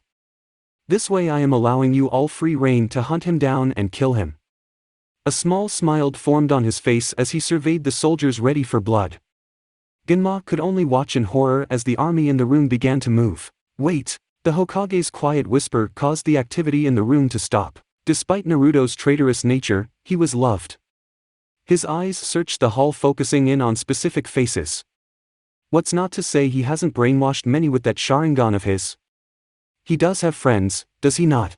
Fuck! Ginma felt dread swell in the pit of his stomach as one by one, every head in the hall turned to look at them. He slowly moved forward, reaching to remove the senbon from Guy's neck. They could seriously use the 8 gates right now. Seeing the hostility on nearby faces, he quickly pulled the needle from Guy's neck as soldiers closed in on them. With a deafening roar, Guy shook off the last effects of paralysis, immediately rushing forward, sending bodies flying with bone-breaking punches. Asuma and Genma immediately went on the offense, engaging any unknown faces without fear. Simultaneously, everyone that had met the night of the hospital went on the attack. Genma's eyes caught the form of a purple-haired Umbu killing others without mercy. "You're all fools!" Asuma roared as he ran his chakra through his trench knives. With a swipe of his hand, the wind-enhanced knives cut through bodies like butter. "The Hokage is lying to you." The small group of friends made a semicircle, standing back to back, looking on at the sea of green surrounding them. "You fight for a traitor." And Inuzuka roared. "He spits on the memory of his father." Guy's pupil faded as opened more of his gates, till only the whites of the scara remained. He understood now, Naruto's disgust with this village was justified. How the leaf had rotted, fading from the green it once was. "Everyone listen," Guy whispered urgently. "I'll make an opening for you all to make a run for it.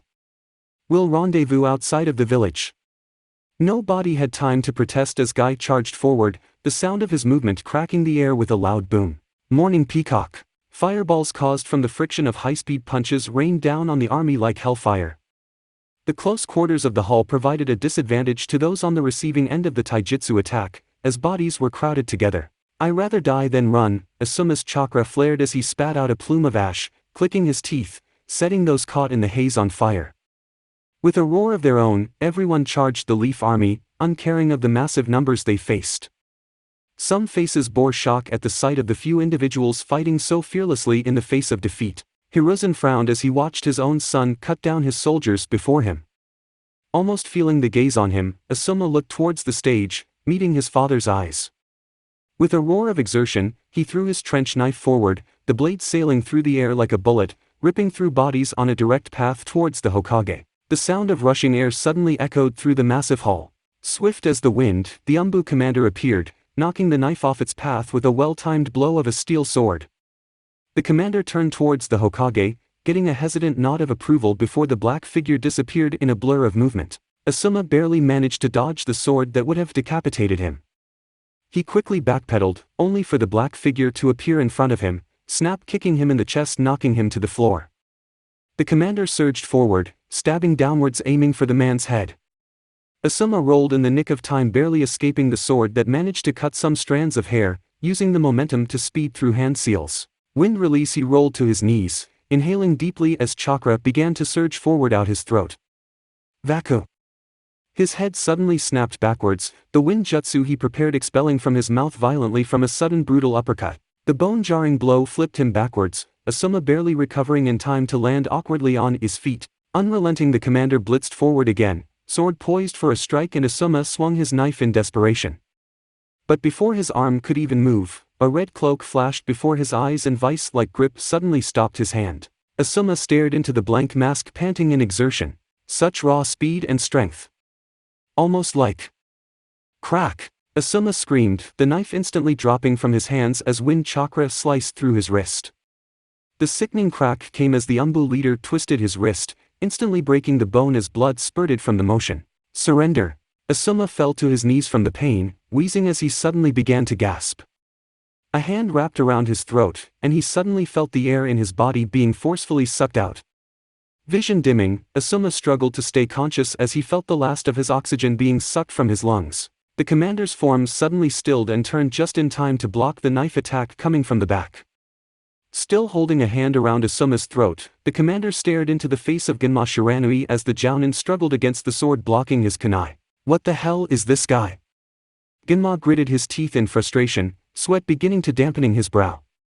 No matter how much he pushed against the sword, the arm holding it didn't so much as budge, despite the fact that Genma was using both his own. Aiming at the black mask with the senbon in his mouth, he spat the needle, only to have it dodged with a simple tilt of the head. Why fight? The commander suddenly asked. Why fight in the face of defeat, and for a traitor no less? The black mask tilted to one side ever so slightly. Genma bared his teeth. Naruto is no traitor. His muscles were beginning to scream in protest, his feet sliding against the ground as the commander casually began to push him back.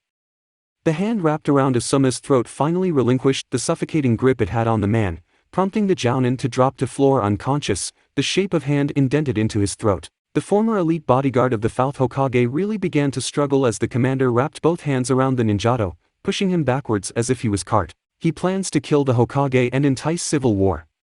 The ominous voice replied. Why die for a scum? As if Genma weighed nothing, the commander pushed against the kunai with enough force to send Genma sliding backwards, the man having to stab the ground to come to a stop. Eyes wide at the display of strength, Genma tried to control his breathing as he stared at the silent figure. Without a doubt, the commander had physical strength comparable to Guy's. If my family was being cloned, I would do the same thing. Underneath the black mask, a blank gaze narrowed. Already witness to the terrifying speed of the Umbu leader, Genma barely managed to duck the sword swipe that would have taken his head off. He spun, leg jutting outwards in a sweeping kick that stumbled the commander. Genma swung his other foot, using his hands to propel himself upwards as he clipped the armored chest, hearing a satisfying grunt. He rolled just in time to avoid the retaliating sword swipe and with a burst of speed accelerated forward and grabbed the commander. Now! At his signal, Reidu and Iwashi appeared at his side, the three of them in close proximity, enabling them to preform the jutsu exclusively taught to them by the fourth Hokage. Flying Thunder God Jutsu. The loud shout seemed to pause all the fighting in the hall, as hearing the name of the famous jutsu alone gained the attention of everyone. Tense seconds went by. You three are good. The former Hokage guard platoon couldn't mask their shock as the commander stood standing, regarding them with the black mask title to one side. Questions running through their minds all simultaneously came to a stop as there was a spike of chakra. Blood squirted in the air. Their heads slowly fell from their respective bodies with a bloody hiss. The commander's hands lowered, the wind chakra used to slice the bodies of the surrounding men dwindling down to a halt. But I'm better. As quick as the fight started, it was ended as the headless bodies of the Hokage guard platoon hit the ground with dull thumps. No! Guy's roar echoed over the chaos as he rushed forward with a blinding rage. The commander saw the man coming and blitzed through hand seals as the air in the large hall suddenly became heavy. Roaring at the top of his lungs, Guy struck forward with a flaming fist. Only to have his blow hit an invisible wall. His brows furrowed as the flames on his hands suddenly dissipated, the oxygen fueling them being sucked out. The commander held up a hand seal and the air suddenly condensed around him. You traitors will receive no mercy. Guy's form levitated from the ground as the condensed air surrounding him started to fluctuate, blades of compressed air beginning to form. Only a swift and merciless death. Then came the stings. Millions of tiny stings hitting him at once. Guy tried to block the attacks but screamed as he felt them coming from all around him. Blood flew through the air as Guy's body became lacerated with millions of tiny cuts as he gurgled from the pain. Holding up another hand sign, the commander ended the jutsu and Guy's body fell to the floor in a bloody mess. His once green attire was saturated in blood, and his vest was in tatters. Seeing the group's most powerful members defeated, the rest of them were quickly overwhelmed and beaten to the ground. Heiei let out a cry as he watched Kotetsu and Izumo have their throats sliced open with steel swords. The blow was sudden. A sharp sting to the back of his neck dropping him to the floor in a daze. He weakly lifted his head and witnessed a purple-haired Umbu get burned alive. No! The blunt handle of sword smashed against the back of his head. World fading into darkness, Heiei's last thoughts were on those of his beloved, burned to ash right before his eyes. Behind him an Umbu flipped the sword in his grip, holding the blade downwards in a killing blow. Stop! The third's voice halted all movement. He sighed, massaging his temples as he looked at the chaos. Some of Konoha's best had just been killed by their own people. He glanced around for any survivors and to his hidden ire, some were still alive. The call for a swift execution paused on his lips, a dark idea entering his mind. Yes. They could be of some use. Do not harm any remaining survivors, I want them all brought to me. His eyes glinted dangerously, make sure they're restrained. I'm sure a certain someone would like to see his so-called friends. Kurenai, now fully conscious, sat in the couch of Naruto's living room staring at the three shinobi standing in front of her with growing apprehension. With Naruto standing in the middle, Itachi and Kisame flanking his sides, they looked like a dangerous unit with their matching black colors. They each returned her gaze, one dull, the other annoyed, and the last in amusement. So let me get this straight, Kurenai drawled slowly. The three of you, she emphasized pointing at the men in question, are planning to kill the upper echelons of the Leaf by yourselves? When the tall blue-skinned man opened his mouth to speak, she quickly corrected herself. "Excuse me, the two of you." She pointed at Naruto and Itachi, "are going to kill the elders while you." She glanced at a grinning Kisame, "Are going to cover them?" They all ignored the disbelief in her tone. Naruto opened his mouth to speak, but stopped himself as he felt another presence appear. "Make that 4. Kurenai jumped from the voice whispering into her ear, leaping backwards and bumping into Naruto's chest as she stared at the figure grinning at her from behind the couch. Her eyes widened and she couldn't control her body as it started to shiver at the sight of a man she never wanted to see again. Oh. The snake Sannin grinned as rose himself to stand upwards, giving a mocking bow in greeting. In the flesh. His yellow orbs glinted as they ran over her form. My, Kurenai-chan, it's been a long time. His fangs glinted as his grin widened. How you've grown. Kurenai stared at the man in shock before her brows furrowed. He was wearing the same matching cloak as the other two. Looking upwards, she saw Naruto's face locked onto the Sannin's as she stared back and forth between the two. Have you brought what I asked for, Snake? Naruto questioned as he extended his hand expectantly. Orochimaru's only reaction to the jab was smirking wider as he reached inside his cloak. Pulling out a white scroll, he tossed it Naruto. Before it landed in Naruto's hand, Kurenai intercepted the scroll. She disappeared in a blur, appearing at the other end of the living room. Here we go again. Itachi sighed as he massaged his temples. Don't say I didn't tell you, Naruto. Reflecting his actions, Naruto rolled his eyes, grunting at the man. Shut up. Okay, what the fuck is going on? The question was directed at Naruto as her eyes flickered to the smirking Sannin. Naruto. Don't you realize who that is? The same man who killed Kakashi. When Naruto made a move to step forward, she held the scroll upwards. Don't move. If anyone moves, I'll destroy this scroll. 4 pairs of eyebrows rose simultaneously. Her brain finally caught up to her mouth and Kurenai resisted the urge to run. She was in the same room with 4 S-ranked shinobi. Not a very wise decision to try and make demands to them. Tearing his gaze away from the woman, Kisame turned to Naruto in amazement. Wow, Naruto, are all women in Konoha like this? Just the clinically insane. He said, rubbing his chin in thought. After a moment he added, stay clear of blondes though. Despite the situation, Kurenai's face turned red. What did you say, Naruto? The man held up 2 fingers, his index and thumb, holding them centimeters apart. Just a little bit. He added with a wink. Kurenai was about to throw the scroll at his head but stopped at the last second, realizing that would be just what he wanted. Seeing she wasn't going to move, much less give him the scroll, Naruto sighed. He felt Itachi elbow him in the ribs, and he turned to his former friend questioningly. High collar hiding his smirk, Itachi quickly flickered his gaze to Kurenai and rose his eyebrows suggestively. Naruto's mask hid his smirk as he glanced at the 2 shinobi beside him, turning his face to hide his wink. Her anxiety rose as all of them smirked simultaneously. The monster of the hidden mist grinned menacingly as he gripped his sword. Say, Naruto, it'll be a pain in the neck if she tries to make a run for it. Maybe I add a chop of a leg, just in case. Kurenai gasped, turning to Naruto in alarm. When he didn't respond, Kisame stalked forward ominously.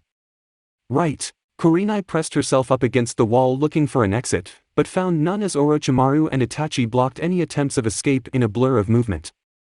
Seeing Kisame coming ever closer, she glared up at him, refusing to be intimidated. As he drew close enough to make her feel his cold breath against her skin, her composure broke. She winced in preparation as Kisame swung his sword. There was sudden rush of air. When no strike came, Kurenai cracked an eye open. Fully opening both eyes, she focused on the 4 shinobi lined up, watching her in amusement. The scroll that was in her hands was now being tossed up into the air by Naruto as he smiled at her. Ha, did you see the look on her face? He grinned at the woman. That expression was priceless. Her already red face turned purple as all of them chuckled. You think this situation entails time for games, Naruto? How can you even stand beside those criminals? Her last word was specifically directed to the smirking Sannin. Glancing to his right to stare at the pale-skinned man, Naruto gave him a once-over before shrugging. Nah, I'll kill him soon. Orochimaru grimaced as a gloved hand patted his head. But for today he's my personal bitch, so he has to obey my every command. He didn't want to tell her that he hired Akatsuki, Expensive bastards cost him a fortune. Kisame grinned seeing Orochimaru's scowl. He's everyone's bitch. Might as well take off that cloak and wear a maid outfit, Snake-chan. Even Itachi smirked at the Sanin's misfortune. Silence, you airheaded oaf. The words were a hiss as Orochimaru glared at the man. As I recall, you're the one who obeys the Uchiha's every command. He smirked in triumph seeing both of them scowl. Might as well take off your cloak and bend over, shark face. The awkward silence that filled the apartment was broken by the sound of Naruto's giggles. Pointing a finger at the pair, he shook his head. Hot damn. Burn. He turned to Orochimaru with his hand raised. Up top, snake. Kurenai could only watch with an empty, numb feeling as their palms slapped, watching as the Itachi and Kisame scowled, while Naruto and Orochimaru smirked. Understanding hit like a train wreck. Their attire wasn't the only thing that held some form of resemblance. Just by watching the way he interacted, how completely at ease he seemed around the worst criminals on the continent, she realized right then and there that Naruto never truly was a part of Konoha. He belonged with them. It was almost like adding a missing piece to a puzzle. The sense of camaraderie was effortless. Was this what he was made to be, a criminal? She remembered the night he was admitted to the hospital. How everyone had showed him an unwavering declaration of loyalty. Had that meant nothing to him? Were their feelings so easily tossed aside for criminals? How could you? The soft whisper brought their interactions to a halt. Despite the eyes looking at her, she only focused on the mixed pair whispering in heartache. How could you betray us, Naruto? His brows furrowed. What? He glanced to the figures standing beside him and realization dawned. It wasn't as bad as it looked. Kurenai-chan, Naruto searched for the right words to start. However this may look, I'm telling you, these guys are here to hell. This is what you've been doing. His shoulders sagged as she continued. All this week you've been planning. She nodded her head to the trio. This. You rather side with them than your own friends. Her gaze turned pleading. This isn't you, Naruto. Having revenge isn't worth the price of falling so low to use them. I know you. But you don't know me. Kurenai was instantly silenced at the tone of his voice. Gaze turning cold, Naruto finally heard enough. None of you know me. You think you do, but you don't. This is more than revenge or retribution. Much more. Her throat suddenly constricted as an overwhelming pressure filled the air. Vengeance. He couldn't explain it even if he tried. It was a prickling sensation, almost like an itch that couldn't be scratched. Something odd, supernatural even. Whatever it was, Naruto felt it. Like a force pulling him towards the source. The Hokage had to die. He hungered for it. An unsatisfied feeling that wouldn't stop till he watched the last signs of life drain from the old man's body. Only then would he have satisfaction, as if he was fulfilling a dying promise that even death had to obey. Send him to me. Almost instinctively, his hand came to rest against his utility pouch, cradling against the special Oni mask inside. The old man would die, today. One way or another. He blinked and the heavy presence in the room disappeared. Only now did he realize the look of fear Kurenai was giving him, and his gaze softened. Listen, Kurenai-chan, I'm honestly touched. Friends like you are hard to find and even harder to keep. That's why I'm doing this. He gestured to the black cloaks around him. It isn't worth it to have all of us go down because of your feelings for me. The kiss that they almost shared was part of that. I'm prepared to be labeled as a criminal if it means my friends are safe. Despite the emotional night, he was already set on his plans. No amount of loyalty showing would affect his decision. He would admit he almost slipped. Of course it was astonishing to see such support. But no matter how much he wanted to just accept their dedication, he had to harden his heart, keep them at arm's length for their own survival. How ironic.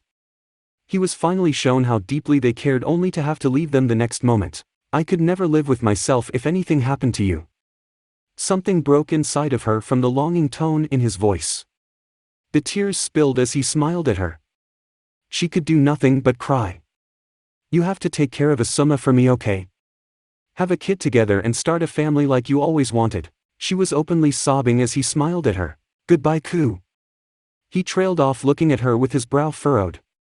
Beside him the three Akatsuki members stiffened. Kurenai frowned seeing their expressions.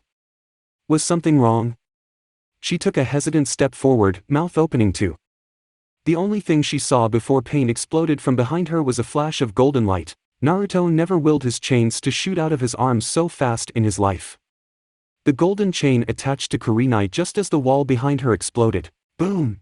Orochimaru shielded his face from the explosion, leaping backwards in time to avoid the impact of the blast. Beside him Itachi and Kisame were unharmed as they heard the sound of shattering glass as Kurenai's unconscious form flew through the window. In his haste to save her, Naruto had pulled too hard, hands failing to grab her as she rocketed past him to fly out the window. No!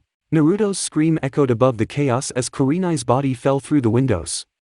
Reacting quickly, Orochimaru threw his arm forward, letting snakes extend outwards to wrap around Kurenai's leg before her body could plummet. They're surrounding us!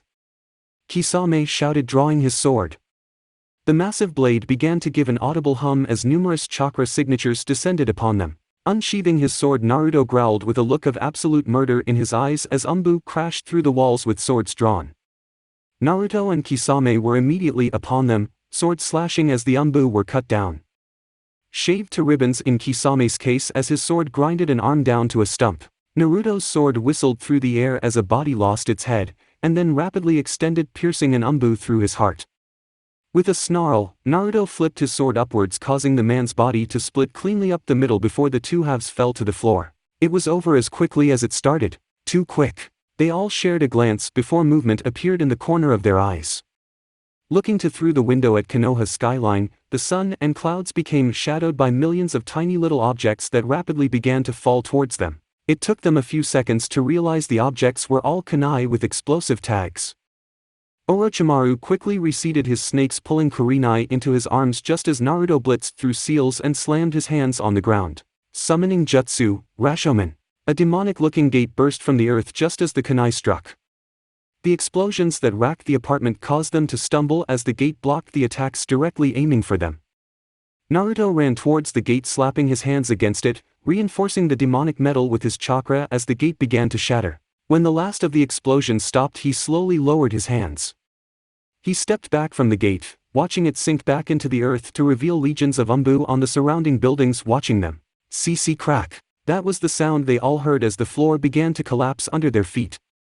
Kurenai's dress ripped as she slipped from Orochimaru's grasp as they began to slide downwards from the collapsing floor. Then they were all sent plummeting from over 50 stories high. Sharingan rapidly spinning as Kurenai's unmoving body began to fall. Naruto's heart clenched. Locking gazes with Orochimaru, the Sannin nodded as snakes slithered out of his arm and wrapped around Naruto's body. Spinning through the air, he used the momentum to slingshot Naruto downwards. Naruto kept his body vertical to build up speed as he tried desperately to reach the falling Kurenai.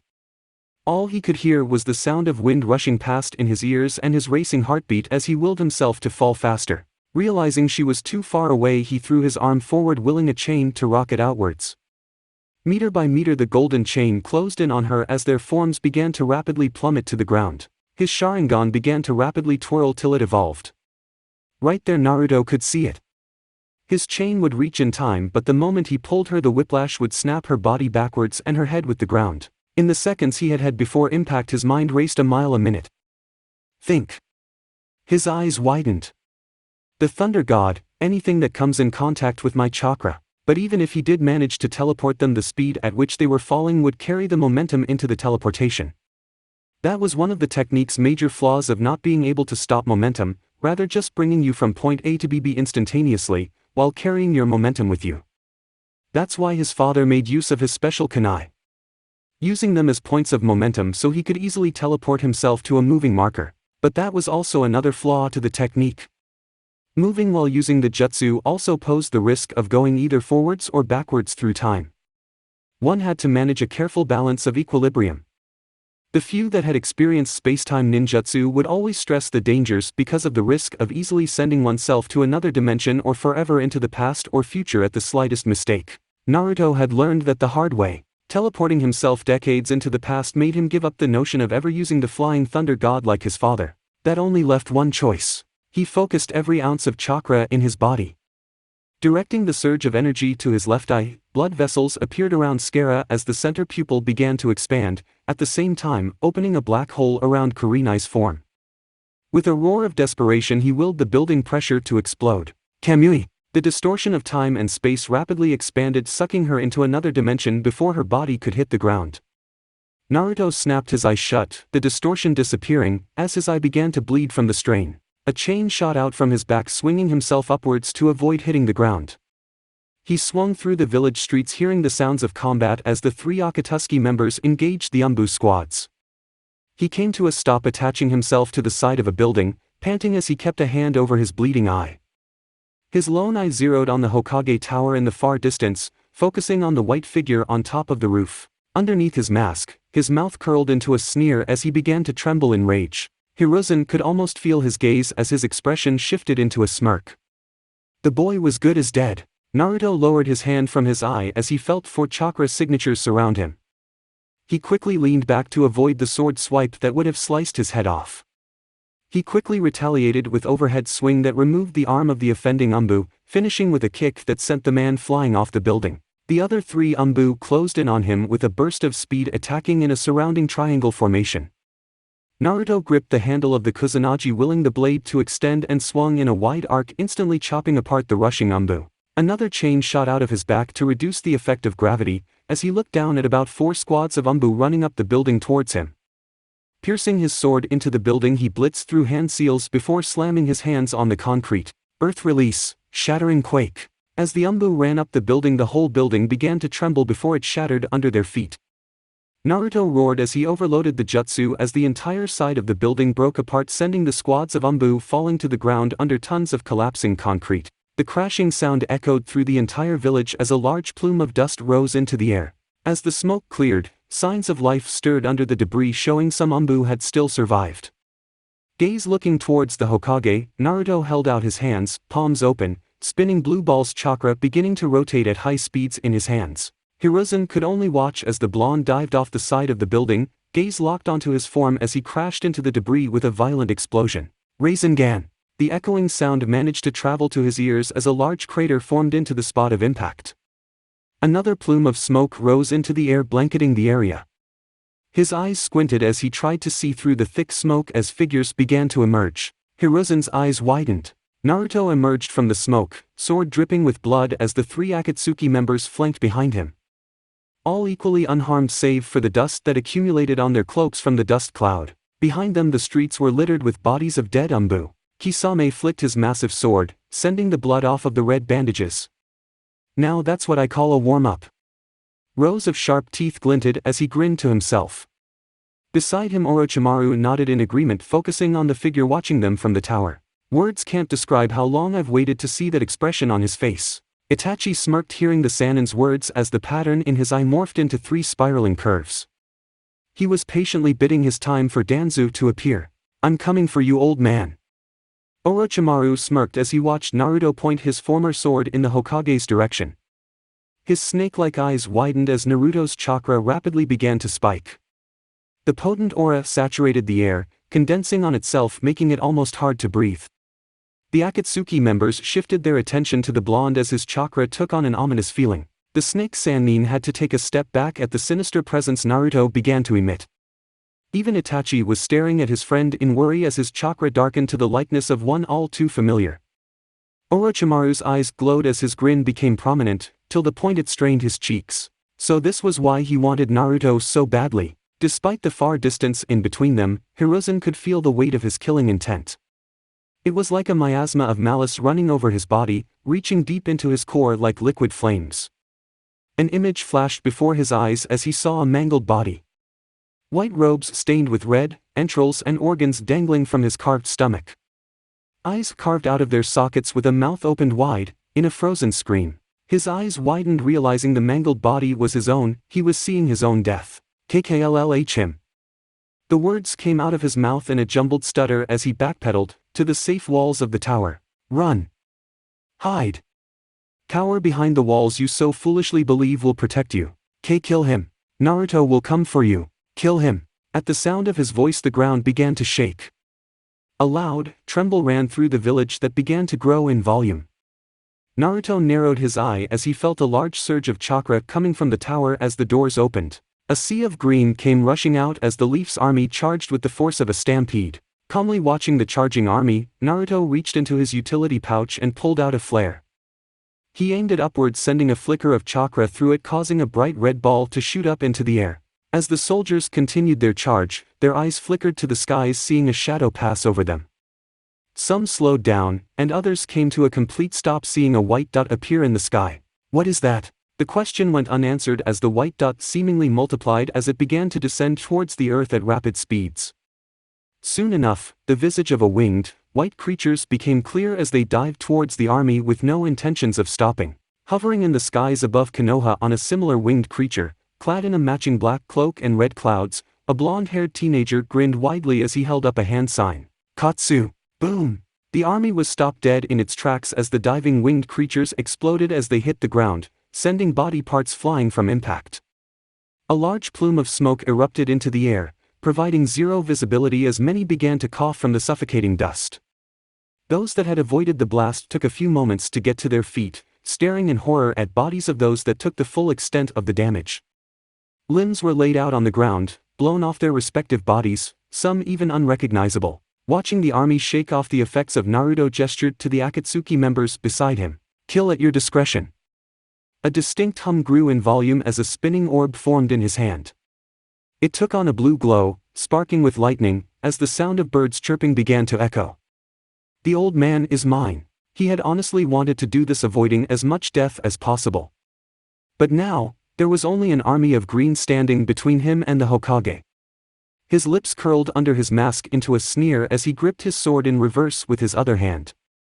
His parents sacrificed themselves for this? No. They were murdered for this village, and it was time to find out why. With that in mind, he charged forward, the lightning release Rasengan sparking erratically. Standing in anticipation from his spot on the Hokage monument, Madara watched as Naruto charged the army. Underneath his mask, his lips curled upwards as his Akatsuki members flanked the charging Jonin, all racing towards the supposed most powerful army in the nations. An army that would soon be reduced to corpses. Everything was going according to plan. So begins his descent into darkness. That's it for part 6. Thank you for watching and see you in the next video.